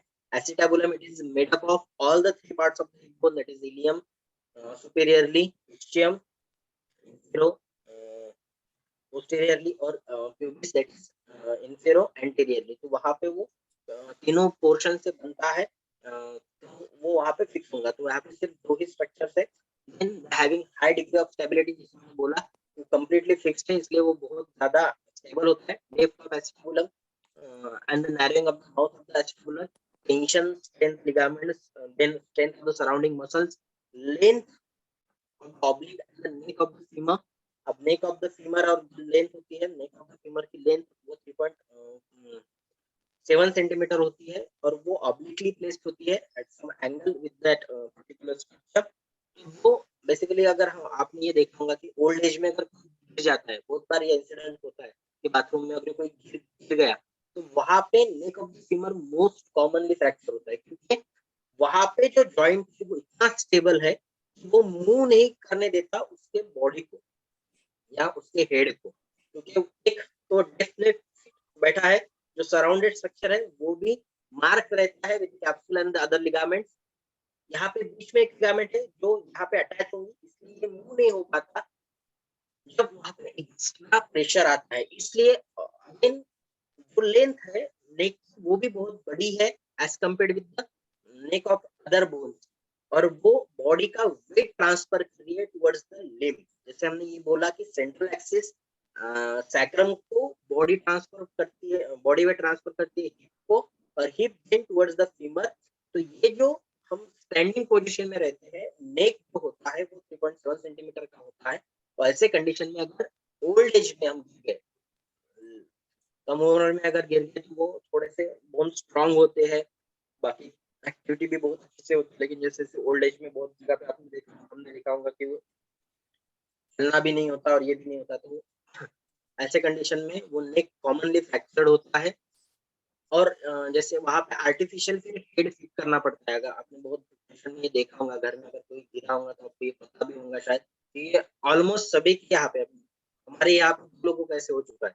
तो बहुत जगह पे हमने ये पेशेंट सेम देखे कि ओल्ड एज पेशेंट एक बार बाथरूम में जाके गिर गए तो वो नेक फ्रैक्चर होगा क्योंकि वो मूव नहीं हो पाता। ऐसे कंडीशन में बहुत बार ऐसे होता है कि ऑपरेट करने के बाद, प्रोस्थेसिस लगाने के बाद भी वो नॉर्मली नहीं चल पाते। बहुत से पेशेंट में ऐसा होता है कि वो नॉर्मली चल भी पाते हैं, थोड़ा सा उठ बैठ के भी पाते हैं। सिर्फ पेन होता है जो थ्रो होता है पैर का, थोड़ा सा लैटरली जाता है क्योंकि वो आर्टिफिशियल ये होता है, प्रोस्थेसिस होता है इसलिए। तो ऐसे कंडीशन में बहुत बार केयर करनी पड़ती है ओल्ड एज पेशेंट क्योंकि उसकी स्टेबिलिटी बहुत ज्यादा है। फाइब्रस कैप्सुलर लिगामेंट कौन कौन सी लिगामेंट है वही दिया है। कैप्सुलर लिगामेंट सभी इसमें होती है। Then iliofemoral ligament. अब यहाँ पे 3 लिगामेंट होती है हिप बोन से फीमर का। तो हर वो पार्ट की एक लिगामेंट फीमर को जा रही है, means ilium to femur, pubis to femur, ischium to femur. Then ligament of head of femur, जो मैंने भी बताया कि हेड ऑफ फीमर की जो लिगामेंट है। देन एसिटाबुलर लैब्रम, जैसे ग्रेनुलर लैब्रम था वो उसको डेप्थ बढ़ाने का काम करता है। यहाँ पे एसिटाबुलर लैब्रम जो होता है वो हेड को एसिटाबुलम से मुंह नहीं बाहर नहीं निकल देता, वही उसका मेन फंक्शन है, इसलिए वहां पे एडिशनल स्टेबिलिटी होती है। अब नॉर्मली इतनी स्टेबिलिटी देने का कारण भी यही है कि जो पूरा बॉडी वेट है वो भी उसको बेयर करना पड़ता है। मींस सबसे ज्यादा बेयर तो नी जॉइंट करता है, एंकल जॉइंट करता है, then it's towards the hip joint. Then movement, अब यहाँ पे भी नंबर ऑफ मूवमेंट्स है। Flexion, extension, abduction, adduction, medial and lateral rotation and circumduction। जिसे शोल्डर जॉइंट में हमने देखे थे, ऑलमोस्ट सभी मूवमेंट्स हमें यहाँ पे मिलेंगे। जिसको one by one, normal position में हम खड़े हैं तो उसको बाहर की तरफ अगर ले गए पैर को तो दैट इज अडक्शन, अंदर की तरफ अगर लेके आएंगे that is adduction. Then simply चल रहे हैं, चलते वक्त स्टैंडिंग पोजीशन में खड़े हैं तो दैट इज द एक्सटेंशन। चलते वक्त आगे की ओर हमने पैर लेके गए तो दैट इज फ्लेक्शन, पीछे की ओर पैर जाएंगे that is hyper extension.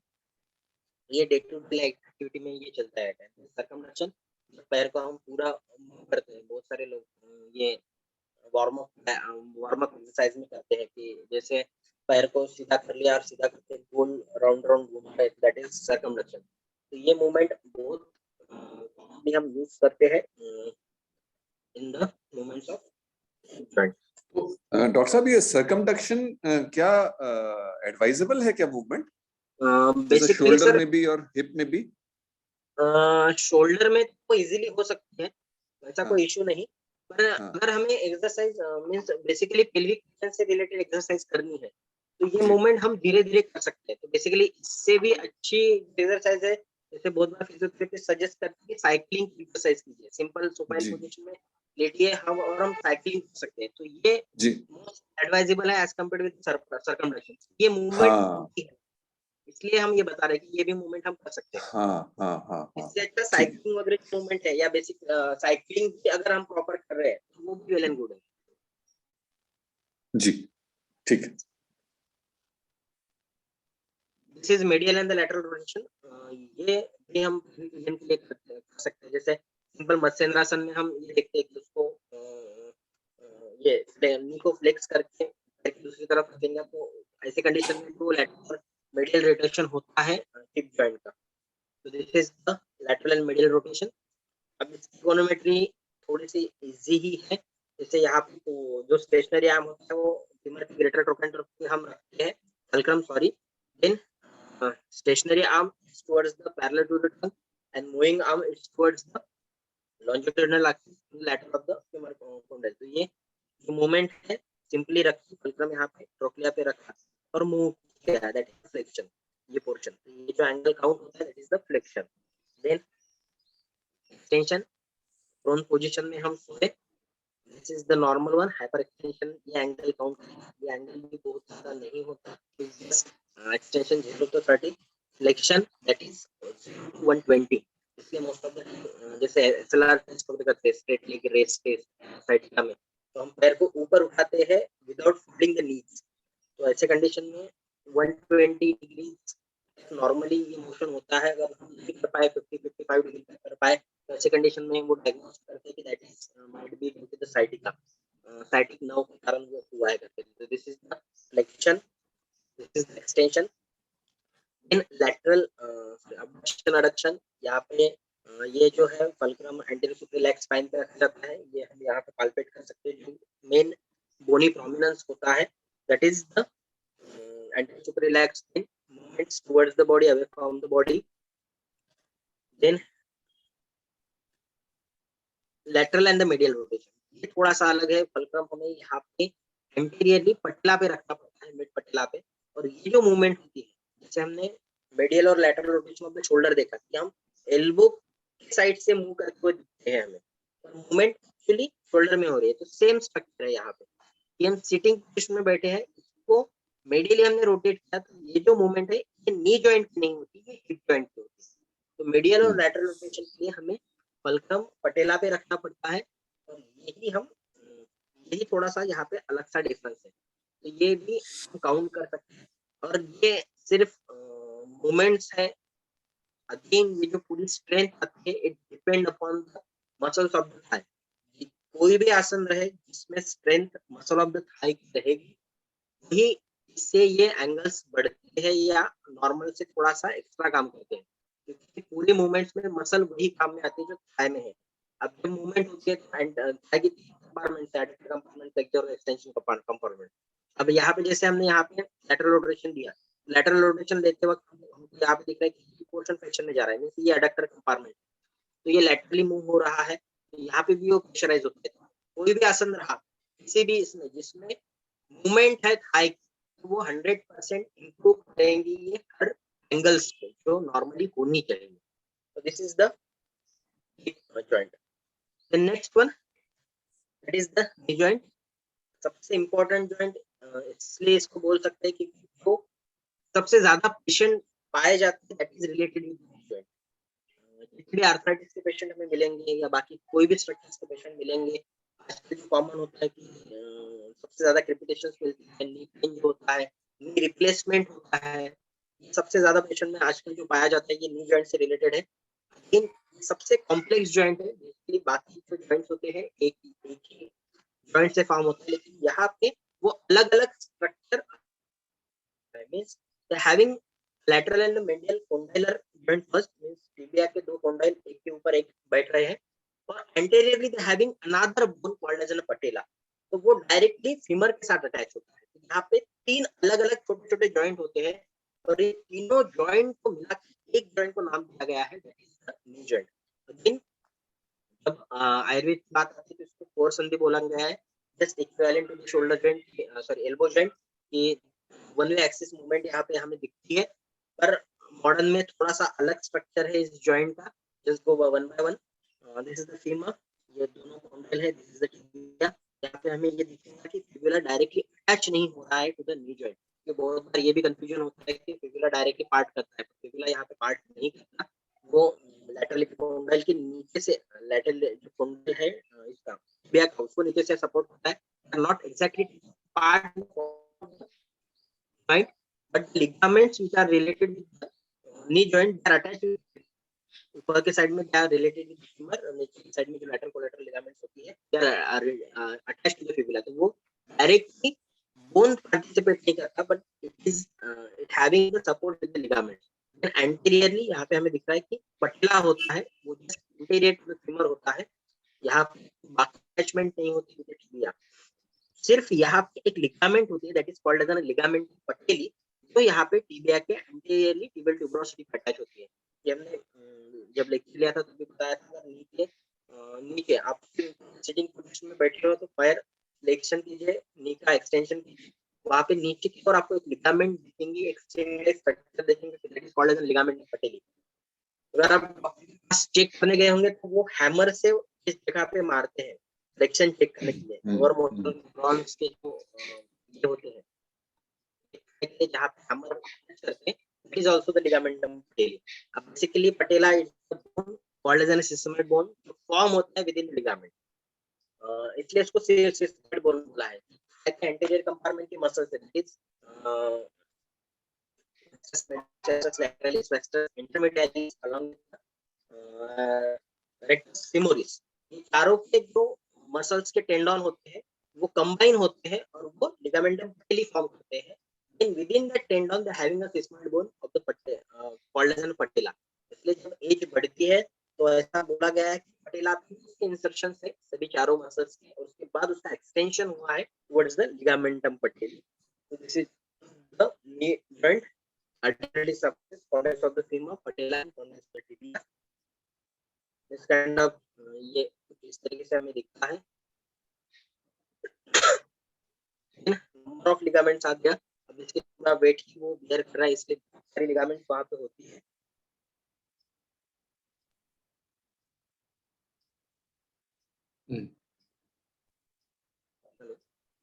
Hello या जी. नेटवर्क ठीक है. तो बहुत सारी लिगामेंट्स वहां पे होती है. Starting with fibrous capsule ligamentum patellae के बारे में अभी हमने बात की. Then tibial collateral ligament and fibular collateral ligament. Then tibial और fibular collateral ligament again they are just related with bones. Oblique popliteal ligament, popliteal ligament, then anterior cruciate and the posterior cruciate ligament. Meniscus होते हैं और transverse ligament होती है. तो basically oblique और popliteal ligaments they are present within the joint. Anterior and the posterior cruciate ligament they are also present within the joint. And meniscus it's the structure where the femur is placed. meniscus जो होते हैं it's just like a fibrocartilaginous pad. Tibia के ऊपर present होते हैं. जब femur ऊपर से आता है तो वो डायरेक्टली अटैच नहीं करता है टिबिया को नॉर्मली. जैसे जैसे एज बढ़ती जाती है कैपिटेशन या ऑस्टियोआर्थराइटिस तकलीफ बढ़ती है तो ऐसी कंडीशन में अगर आप सिंपली पैर पे हाथ रखोगे या घुटने पे हाथ रखोगे तो उसको बोलोगे कि फ्लेक्शन एक्सटेंशन कीजिए तो ऐसे कंडीशन में आपको ये फील होगा. आप नॉर्मली ये नहीं होता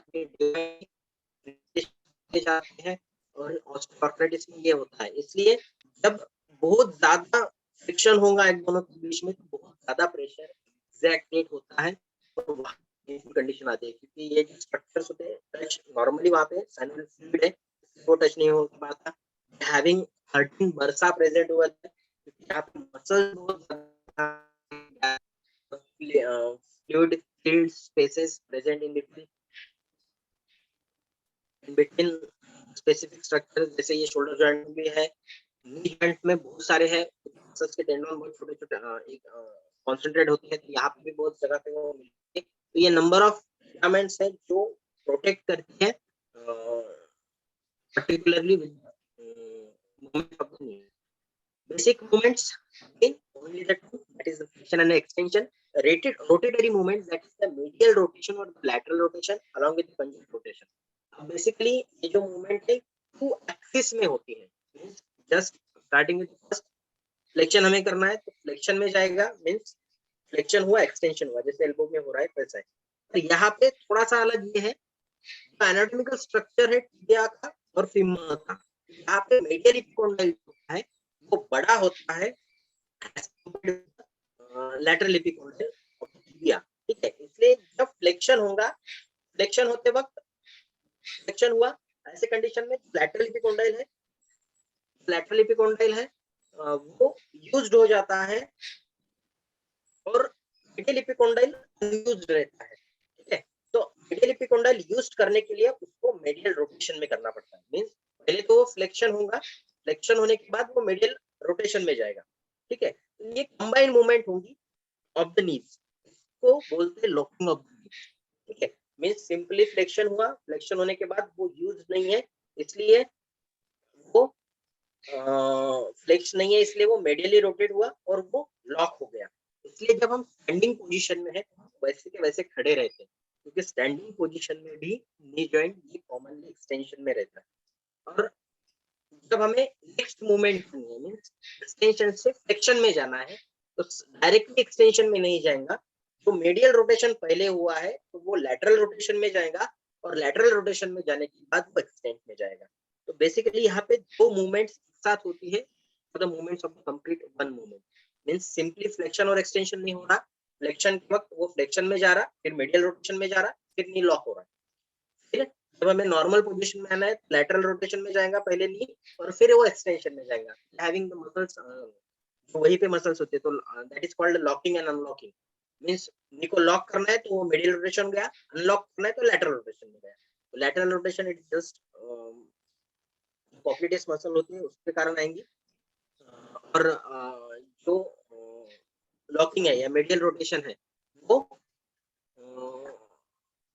quadratus मसल्स होती है टुवर्ड्स द नी वो उस यूज में आती है. तो this is the flexion and extension. Simple one. जो पैर एक्सटेंड है सीधा है दैट इज एक्सटेंशन. फोल्ड किया that is flexion. Then how count कैसे करते हैं? तो lateral epicondyle of the femur पे ही हम इसको lateral epicondyle of the femur पे फल्क्रम रखते हैं. then along the greater trochanter stationary arm and moving arms towards the lateral malleolus. तो ये जो moving arm है this is lateral malleolus greater trochanter की तरफ stationary arm होता है और ये हम मूवमेंट काउंट करते हैं. तो this is the flexion lateral epicondyle. ये ट्रोकेंटर ये पाल्पेट होता है. अभी जब हमने हिप जॉइंट देखा था तब हमने ये देखा था कि फल्क्रम हम हिप जॉइंट की जब काउंटिंग करते हैं फ्लेक्शन एक्सटेंशन की तो फल्क्रम यहाँ पे रखते हैं दैट इज ग्रेटर ट्रोकेंटर. ठीक है. This is the flexion. Simple one. This is the same diagrams. One position में इसको रखा है और इसको फ्लेक्स किया है फल्क्रम को लेटरल एपिकोंडाइल के पास रख के. This is the knee extension. Prone position में हम सोएंगे. प्रोन पोजीशन के बाद same position of the stationary and the moving arm along with the fulcrum कि हम किस तरीके से इसको मूव कर रहे हैं. तो दिस इज द फ्लेक्शन. ये ऊपर वाला फ्लेक्शन है. नीचे वाला हाइपर एक्सटेंशन है. ये same degrees of the motions medial और लैटरल रोटेशंस जो हमने बोला कुछ ये नहीं है. जब फ्लेक्स होगा तो लैटरल एपिकोंडाइल छोटा है as compared to medial condyle. तो लैटरल कोंडाइल सबसे पहले कंप्लीटली फ्यूज हो जाएगा और कुछ पोर्शन मेडियल एपिकोंडाइल का बचेगा इसलिए वो मेडियली रोटेट हो गया. तो वो कंप्लीटली यूज होने के लिए तो हैविंग एक्सिस सेम रोटेशन होती है. दिस इज द जो अभी मैंने बताया कि ये लैटरल और मीडियल रोटेशन हुआ that is locking and unlocking of the knees. अब बेसिकली यही थोड़ा सा यहाँ पे डिफरेंस है. अब एक बार लॉक हो गया नी तो वो लॉक हो गया मींस उसको मूव नहीं करना है. ऐसे कंडीशन में अगर हम एक्स्ट्रा प्रेशर क्रिएट करेंगे ठीक है अगर नी फ्लेक्स है और लॉक है और ऐसे कंडीशन में अगर इसको प्रेशराइज कर रहे हैं तो ऐसे कंडीशन में जो इनर लिगामेंट्स होती है inner ligaments means within the joint है that is the cruciate ligament. Anterior and the posterior cruciate ligament along with the oblique ligament, arcuate popliteal or oblique popliteal ligament. ये जो ligament है ये inner side में बहुत जगह पे rupture होने के चांसेस होते हैं. बहुत टाइम तक सिटिंग पोजीशन में है. सिटिंग पोजीशन में हम बहुत सारे लोगों को आदत होती है फिर हिलाते रहने की. ऐसे कंडीशन में भी वो प्रेशराइज्ड होते हैं. तो ऐसे इसमें एंटीरियर क्रूशिएट लिगामेंट बहुत कॉमनली रप्चर होती है. आजकल जो सर्जरीज होती है एसीएल टीआर वगैरह सिर्फ प्रोब इंसर्ट करके विद इन द जॉइंट वो ये टेस्ट कर देते हैं. लेकिन कॉमनली जो फ्रैक्चर नहीं बोल सकते कॉमनली जो इंजरी होती है नी जॉइंट में it is related with tear of anterior cruciate ligament जो इनर साइड में होती है. क्योंकि ये जो मूवमेंट्स है lateral to medial movement interlock होने के बाद अगर हम उसको प्रेशराइज कर रहे हैं तो वो प्रेशराइज करेंगे इनर साइड लिगामेंट को बांध के रख रही है. That is locking of the. This is about knee joint. अच्छा डॉक्टर साहब. हाँ सर. तो एक तो ये अपन देखा कि चीफ मूवमेंट जो नी जॉइंट की है वो बेसिकली केवल फ्लेक्शन और एक्सटेंशन ही है. Sir chief movement flexion extension है but they are always supported by the medial and the lateral rotation. हाँ.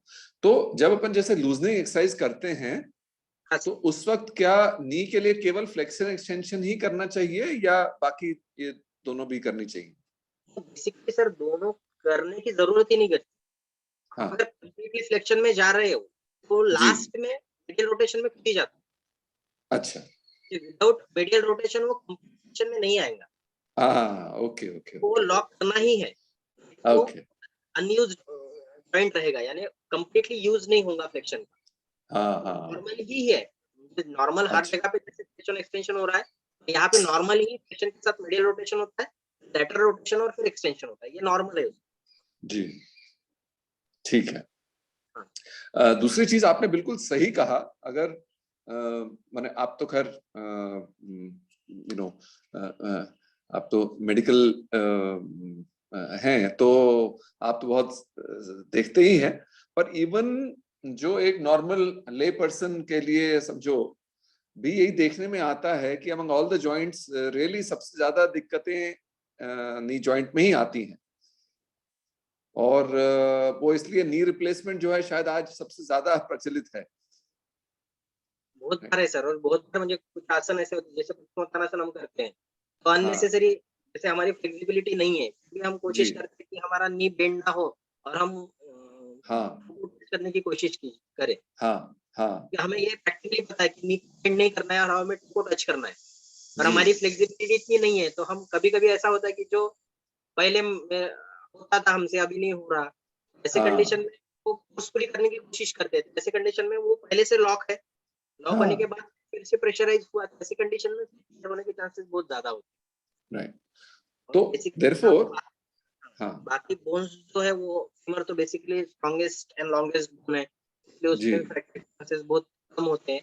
सिर्फ जी एक का ऊपर का फ्रैक्चर होता है, जैसे मैंने स्टार्टिंग में बोला हिप के बाद तो वैसा ही। नहीं तो जी नीचे के साइड में बहुत कम चांसेस होते हैं फ्रैक्चर के। जी हाँ। तो सो देयरफॉर जैसे पश्चिमोत्तानासन वगैरह जब अपन करते हैं, तो जहां अपन स्ट्रेट नहीं रख पाते, तो बेटर ये है कि अपन को बेंड कर लेना नी को। हाँ सर, मुझे एकदम प्रेशराइज़ करने से अच्छा धीरे-धीरे उसकी स्ट्रेंथ बढ़ेंगी। हाँ धीरे धीरे स्ट्रेंथ बढ़ेगी, यानी ठीक है। पहले अगर हम सूर्य नमस्कार करते वक़्त जो आसन है, जी नाम नहीं याद है, ट्राई करो अभी। उसमें हम हाथ नीचे की ओर फ्लोर की ओर टच करने की कोशिश करते हैं। ऐसे कंडीशन में भी बोला गया है कि इसको बेंड नहीं वो आई करना है। थिंक अधोमुख श्वानासन है शायद। अधोमुखासन जैसे, हाँ अधोमुखासन। तो ऐसे हाँ कंडीशन में भी हम बहुत बार ये जो बिगिनर्स होते हैं वो कोशिश करते हैं कि नहीं मेरे साथ वाले का हाथ टच हो रहा है तो मेरा भी होना चाहिए। हाँ नी भी हाँ बेंड हाँ हो। ऐसे हाँ कंडीशन में भी जो पोस्टीरियर सेगमेंट होता है, फ्लेक्सर कंपार्टमेंट वो भी प्रेशराइज़ होता है। तो ये भी थोड़ा-सा अवॉइड करना है। जैसे-जैसे फिज़िबिलिटी बढ़ेंगी, ये होता है कि हम रेगुलरली आसन कर रहे हैं, तो ये आराम से हम बाद में कर पाते हैं। जी जी। तो ओके, सो नी के साथ जोर जबरदस्ती बिल्कुल नहीं करनी। किसी भी जॉइंट के साथ ज़ोर-ज़बरदस्ती करनी नहीं है। सिर्फ भी नहीं है, किसी भी जॉइंट के साथ ज़ोर-ज़बरदस्ती नहीं करनी है। सिर्फ फ्लेक्सिबिलिटी दिन-ब-दिन बढ़ेंगी। सही बात है। अच्छा, तो ये खास तौर से देयरफॉर नी जॉइंट को हेल्दी रखने के लिए क्या कुछ चीजें की जा सकती हैं? सिंपल सर, आयुर्वेद में हम अभ्यंग करते हैं। हाँ क्योंकि स्ट्रेंथ तो अभ्यंग से ही बढ़ती है आयुर्वेद के हिसाब से। जैसे हम ठीक बहुत ठीक बार बोला है जी कि हम छोटे बच्चों को मालिश करते हैं। जी बिल्कुल। ये भी तरीका है स्नान करने का, या आयुर्वेद में ऐसा बोला गया है कि नहीं आप मालिश कर पाते तो एक तेल धारा करके है, जानु बस्ती हमने सुनी होंगी आपने, जैसे हाँ कटी बिल्कुल, बस्ती, जानू बस्ती, हाँ हाँ जानू बस्ती में कटी करवाई भी बस्ती हुई है। कटी बस्ती के जैसे होती है कि हाँ जानु में वो तेल वो रखते हैं, नहीं ये हम नहीं, कर सकते लेकिन जो मैंने दो तरह से देखा है।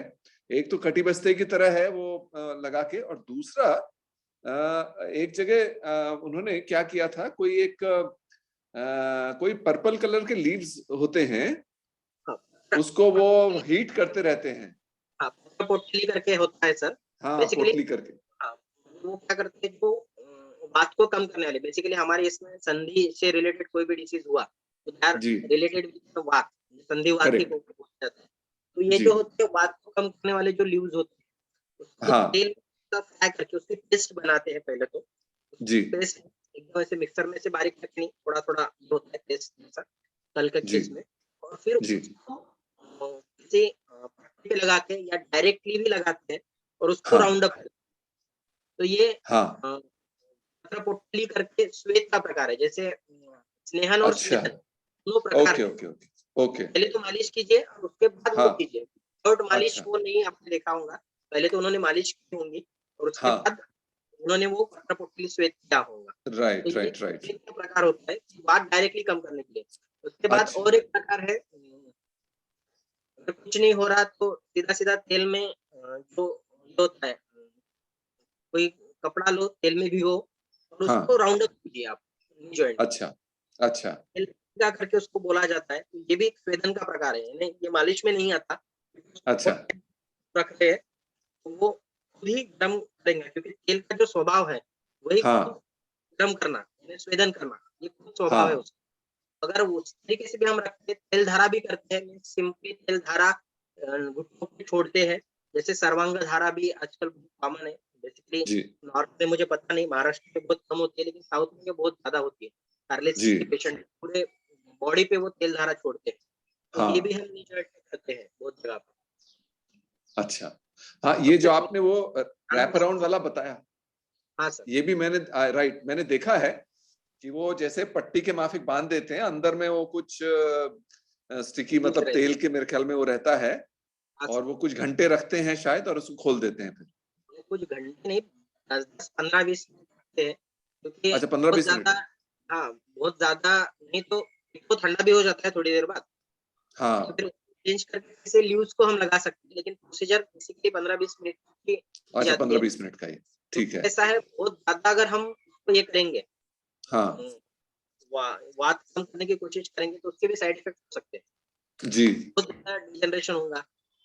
आपने कहीं अग्निकर्म भी शायद सुना होगा कि हाँ इंस्टेंट हाँ पेन अग्निकर्म में लोहे की या स्वर्ण शलाका भी बहुत जगह पे वो ये करते, गर्म करते हैं, हीट करके, हाँ वो हाँ सिर्फ ये बोलते हैं उसको क्या बोलते हैं, वो टच करते हैं नी को।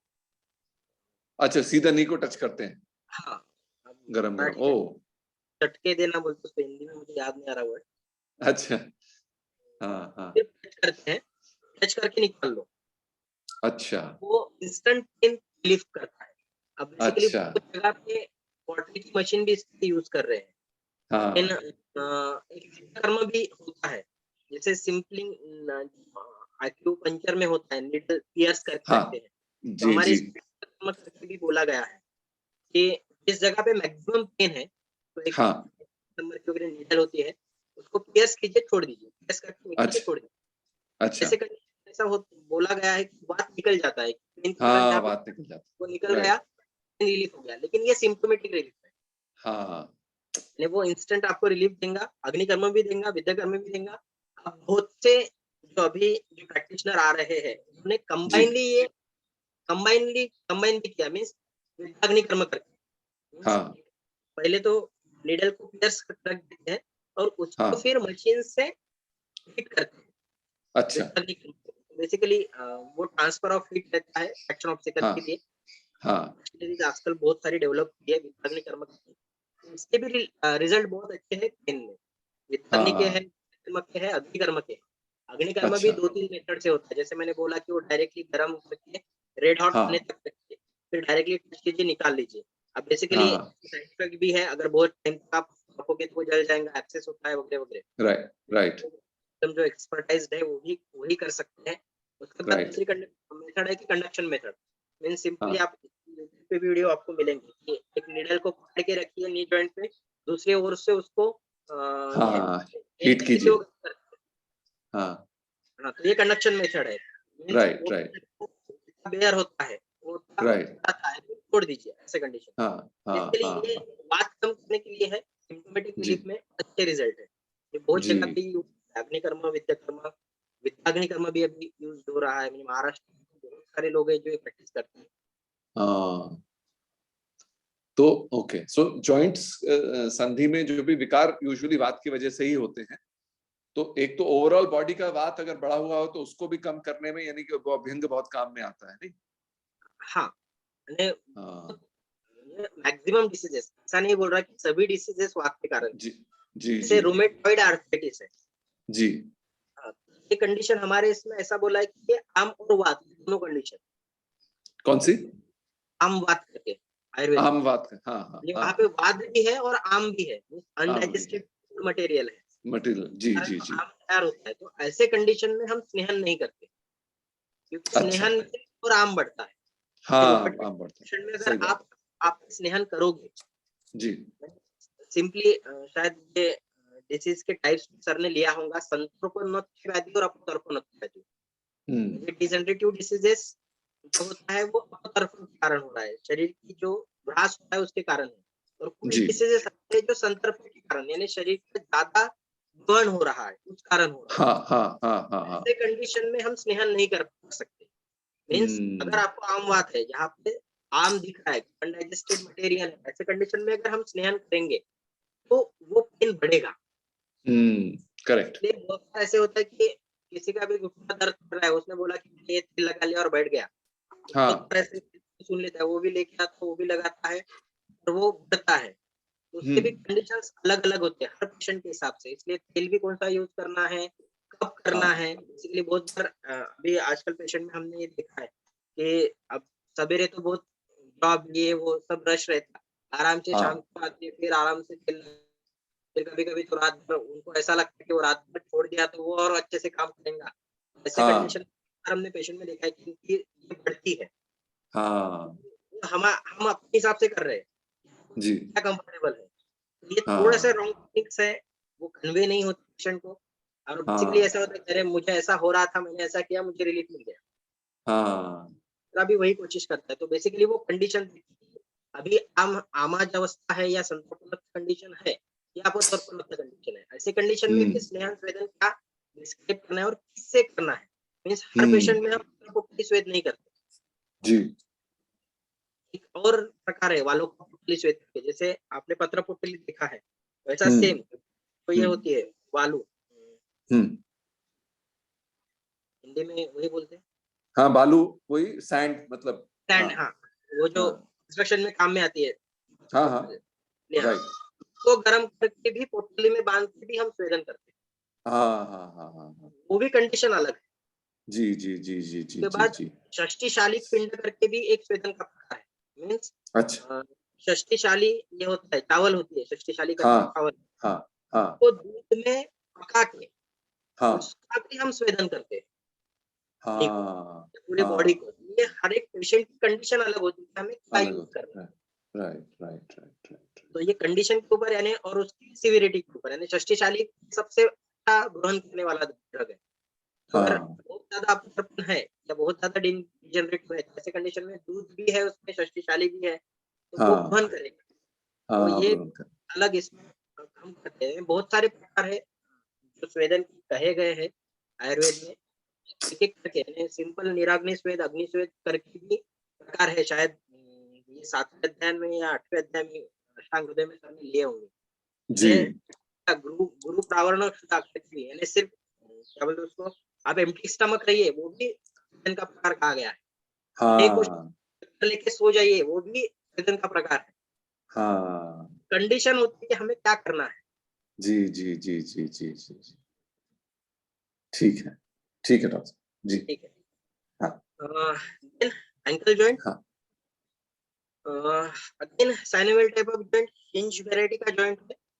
अ, articulations lower end of the tibia, lateral malleolus of the fibula and the inferior tubular transverse ligament. Inferiorly, they having the areas of medial and lateral spits related with talus. यहाँ पे ये इस कुछ तरीके से ये ऐसा जॉइंट होता है, कंप्लीटली इंफीरियरली एक ही बोन है, that is the talus, tarsal bone है, 7 टार्सल बोन से एक बोन है, this is the tibia, this is the fibula. और इनके बीच में भी जैसा रेडियोल्नर जॉइंट होता है वैसा ही सेम जॉइंट इनके बीच में भी होता है, टिबियो फिबुलर जॉइंट। इसलिए फिर थोड़ा सा हम अल्नर डेविएशन और डेविएशन या सुपनेशन प्रोनेशन यहाँ पे करते हैं, तो ये थोड़ा सा वहां पे भी वो मूवमेंट्स देता है। तो ये जो है इस तरीके से हमें दिखेगा। इंफीरियरली सिर्फ एक ही बोन है, that is laterally, that is the lateral मैल्यूलस। तो ये बीच में यहाँ पे दोनों के बीच में लिगामेंट्स होंगे और ये बोन सबसे स्ट्रॉन्गेस्ट बोन है, जॉइंट है बॉडी का, क्योंकि यहाँ पे एलस जो है ये दोनों मैल्यूलस के बीच में एग्जैक्टली फिट हुआ है। मींस ये दोनों मैल्यूलस उसके बीच में यहाँ पे टेलस फिट हो गया। इस कारण जब हम नॉर्मली खड़े रहते हैं तो हम स्लीप नहीं होता है। जैसे आप हमें यहाँ पे देखेंगे कि ये जो है कैल्केनियम स्लाइटली बड़ा है, इसलिए रेज्ड होती है heel as compared with the palmar aspect, heel बड़ी है, नहीं फिर भी बॉडी वेट जी या एंटीरियर डेविएट नहीं होता। क्यों? क्योंकि ये बोन, ये जॉइंट सबसे ज्यादा स्ट्रॉन्गेस्ट जॉइंट है। इसलिए जब लास्ट लेक्चर में मैंने बोला था कि जो हाई हील वाली सैंडल यूज करते हैं ऐसे कंडीशन में यहाँ पे लैटरल जो कोलेटरल लिगामेंट्स होती है दोनों साइड से, उसमें प्रेशर एक्स्ट्रा क्रिएट होता है। ऐसे कंडीशन में एंकल जॉइंट के साथ लंबर पेन भी मोस्ट कॉमनली पाया जाता है, क्योंकि पूरा अपेंडिकुलर स्केलेटन अपेंडिकुलर स्केलेटन का वेट ट्रांसफर हो रहा है एक्सियल स्केलेटन से, मींस सर्वाइकल रीजन में या सैक्रम या लंबर में। तो ये जब वेट ट्रांसफर होता है तो ये बैलेंस करता है बॉडी एंटीरियर और पोस्टीरियर सेगमेंट में। इसलिए जैसे लास्ट लेक्चर में वर्टिकल कॉलम भी हमने देखा था कि जिनकी बेली बड़ी है तो उनका जो एक्सेस होता है बॉडी एक्सेस ये भी शिफ्ट होता है एंटीरियर और पोस्टीरियर का। तो ऐसी कंडीशन में भी बैक पेन बढ़ता है क्योंकि वो सपोर्ट करता है बॉडी को। तो यहाँ पे भी सेम है, हिल बड़ी है एज कम्पेयर टू द पान, इसलिए ये एडिशनल प्रेशर वैसे ही क्रिएट करता है और वो उस कारण सबसे ज्यादा स्ट्रॉन्गेस्ट लिगामेंट यहाँ पे देखी जाती है। Structure joint is very strong, इस कारण यहाँ पे डिसलोकेशन बहुत रेयर है। अगर बहुत ज्यादा कुछ रहा तो डिसलोकेट होगा क्योंकि एक तो दोनों साइड में मेल्यूलस है, उसके बाद interlocking articulating surfaces, strong collateral ligaments हैं एंड टेंडन्स हैं। जैसे हमने यहाँ पे देखा अपर सेगमेंट में ब्रिस्ट में आगे के और टेंडन्स थे, पीछे के और टेंडन्स थे, यहाँ पे भी सेम नंबर ऑफ टेंडन्स होते हैं लैटरल मेल्यूलस के नीचे, मीडियल मेल्यूलस के नीचे और in between malleolus and anterior aspect. Lateral malleolus के नीचे दो लिगामेंट्स दो टेंडन्स होते हैं, that is the peroneus longus, peroneus brevis. Medial malleolus के नीचे पूरा फ्लेक्सर कंपार्टमेंट लिगामेंट्स होती है और एंटीरियरली पूरे एक्सटेंसर कंपार्टमेंट लिगामेंट होती है, तो वो भी एडिशनली सपोर्ट करता है to the ankle joint. Depth ये जो मैंने बताया अभी मेल्यूलस जो होता है उसके कारण इसकी डेप्थ बहुत ज्यादा होती है। Ligaments fibrous capsule, deltoid ligament and lateral ligament, medial और लैटरल दोनों लिगामेंट है इस तरीके से अटैच होते हैं। अगेन इसके तीन बैंड होते हैं, वो हमने डिटेल में डिस्कस किए थे कि वो कैलस एंटीरियरली जाते हैं, पोस्टीरियरली जाते हैं, इन्फीरियरली जाते हैं। तो अगेन सराउंडेड बोन से उसके हिसाब से उनको नाम दिया है, पर मेन दो ही लिगामेंट्स हैं, that is lateral and medial. सिर्फ उसके बैंड सराउंडिंग स्ट्रक्चर को उन्होंने शिफ्ट। इन मूवमेंट्स दो ही मूवमेंट सबसे कॉमनली पाई जाती है एंकल जॉइंट में और दोनों are called as an flexion. जैसे बाकी जगह पर देखते हैं फ्लेक्शन है, एक्सटेंशन है, यहाँ पे थोड़ा सा अलग है, that is called as an plantar flexion and dorsal flexion. Means dorsal portion अगर ऊपर की तरफ जा रहा है तो that is called as an dorsal flexion, plantar region नीचे की तरफ जा रहा है तो that is plantar flexion. Means दोनों जगह पे फ्लेक्शन दिया है, जस्ट डिफरेंस क्या है तो उन्होंने रीजन डाल दिया है कि dorsiflexion and प्लैंटर flexion. Muscles dorsiflexion, प्लैंटर flexion, यहाँ पे इन्वर्शन इवर्शन के भी मूवमेंट्स है। नॉर्मली दो ही मूवमेंट्स इन्होंने दी है पर ये भी मूवमेंट्स हमें दिखती है, दैट इज इन्वर्शन और इवर्शन। मींस सिंपली जैसे ब्रेस्ट की हमने देखी थी अल्नर डेविएशन, रेडियल डेविएशन, ये भी मूवमेंट है इन्वर्शन इवर्शन। बहुत सारी बुकों में नहीं है, किस बुक में दी है। इसके साथ और एक मूवमेंट किताबों में दी गई है, ये मूवमेंट हम मोस्टली नहीं करते किसी भी इसमें, जब जैसे स्ट्रेन होता है पैर में, कभी कभी हम चलते चलते एकदम खड्डे में पैर गिर गया तो वो तिरछा पड़ गया जैसे हम बोलते हैं, तो ये मूवमेंट मोच आ गए, हाँ मोच आ गए, तो ये मूवमेंट्स भी नॉर्मली नहीं है लेकिन ये होती है एंकल जॉइंट में, इसलिए ये दिया गया है, दैट इज सुपिनेशन प्रोनेशन। जैसे हमने हाथ में लिया था, this is supination, this is pronation, तो सेम पाम ऊपर की तरफ हम लेके गए तो दैट इज सुपिनेशन, पाम नीचे की तरफ लेके गए दैट इज प्रोनेशन। पर ये नॉर्मल मूवमेंट नहीं, इसमें combined movement of all axis present in ankle joint. तो ही मूवमेंट कॉमन है, that is plantar flexion, dorsiflexion, then eversion, eversion भी होता है, eversion towards the body, eversion away from the body. उसके बाद सुपिनेशन प्रोनेशन, सुपिनेशन में पैर को हमें ऊपर लेके जाना है, प्लैंटर पहले तो इवर्शन में जाएगा और एडक्शन में जाएगा, मींस ऊपर की तरफ जाएगा। सिंपल प्रोनेशन में लेना है तो इवर्शन में जाता है पैर और फिर एडक्शन में जाता है। ये भी मूवमेंट होती है, बहुत रेयरली होती है, इसलिए किस किताब में इसको दिया है, बहुत सारी किताबों में इसको नहीं दिया गया है। तो ये तीनों movement that is plantar flexion, dorsiflexion, eversion, inversion और supination pronation, they are related with the ankle joint. Strongest joint है, बाकी बहुत सारे आसन में भी इसका यूज होता है। गोनियोमेट्री सिंपल वन, जो मेल्यूलस है उसमें फल्क्रम रख के फिफ्थ मेटाटार्सल वो मूविंग आर्म को रखते हैं, स्टेशनरी आर्म को रिविलर हेड की तरफ लेते हैं और वो एंगल काउंट करते हैं। This is the dorsiflexion of angle. Then the last जो हमने डिस्कस किया, ये सब कैलर इवर्जन इन्वर्जन, ये पीछे की तरफ से हम काउंट करते हैं, जैसे इन्वर्जन और इवर्जन हमने बोला है, तो कैलस के ऊपर फल्क्रम को काउंट करते हैं। Then the last one vertical column, इसके सिर्फ मूवमेंट हमने देखे, लास्ट ईयर हमने इसको डिस्कस किया था, फिर सभी जॉइंट लिए इसको भी थोड़ा सा ले लिया। Vertical column cervical, thoracic, lumbar, sacral coccyx, वही है कितने वर्टिब्रेज होते हैं वगैरह वगैरह। इन कर्वेचर्स नॉर्मली जैसे हमने यहाँ पे देखा कि नॉर्मल कर्वेचर्स है जहाँ पे वो कर्व्ड दे रहा है, तो primary curvature present at the birth having thoracic and the sacrum। Secondary curvature जैसे जैसे बॉडी डेवलप होती है, देन कर्वेचर शिफ्ट होते हैं toward the cervical and the lumbar one. सबसे पहले thoracic और sacral में होते हैं, देन सर्वाइकल और लंबर में होते हैं। जैसे ये जो कर्व्ड है ये नॉर्मल कर्व है, that is the cervical curve. Lumbar curve जैसे आप पीछे हाथ लगाओगे तो ये दिखेगा कि लंबर थोड़ा सा इनवर्ड मूवमेंट हो रहा है, तो वो भी नॉर्मल है। This is the normal curve जो वर्टिब्रल कॉलम में प्रेजेंट होते हैं। Then cervical curve is just developed in this is the curve, this is the cervical curve, this is the thoracic curve। ये पहले thoracic और sacral पहले से ही present body में, जैसे से एज बढ़ी देन और कर्व आ गए, दैट इज cervical curve और लंबर कर्व, इसलिए वो somewhat H shape vertebral column दिखता है। और this is the abnormal curvatures, kyphosis, scoliosis, ये भी हमने लास्ट टाइम डिस्कस किया था। This is the normal standing position जो होता है, that is the healthy one।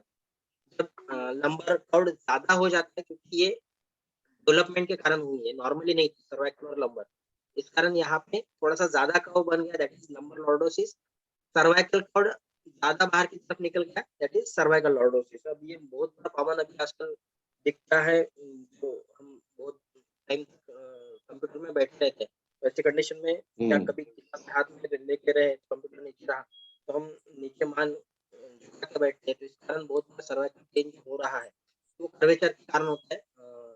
ये then this is the flexion of the vertebral column and this is the extension of the vertebral column।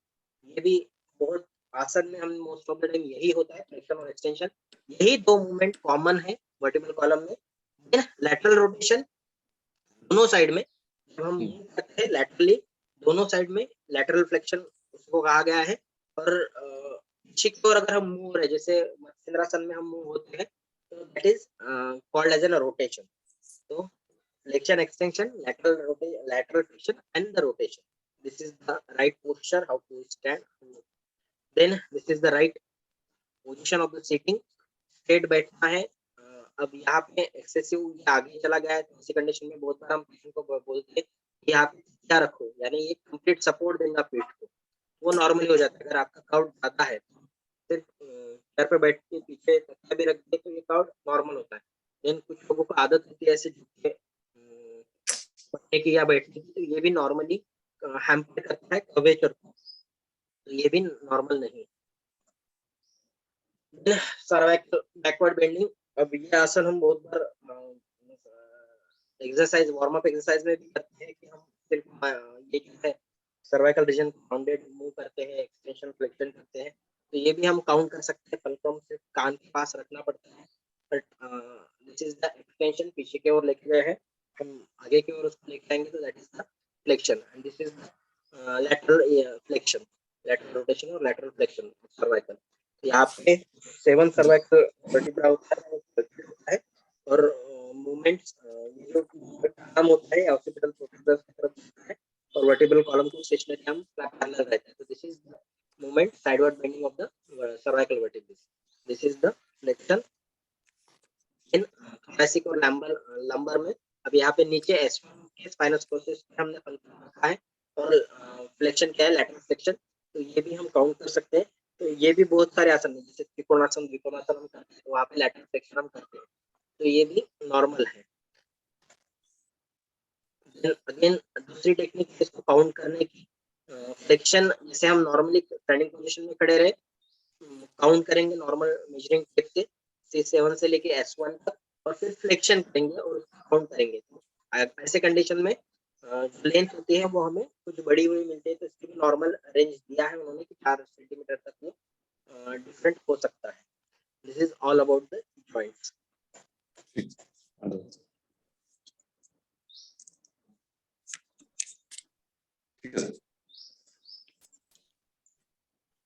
So that basically, sir, that takes us to the end of the anatomy. Yes sir, है ना? Okay Yes, sir. चलिए ठीक है sir, ऐसा करते हैं, prayer कर लेते हैं और फिर हाँ, उसके बाद 5-7 मिनट जरा थोड़ा आगे वाला फिर आगे के सेशन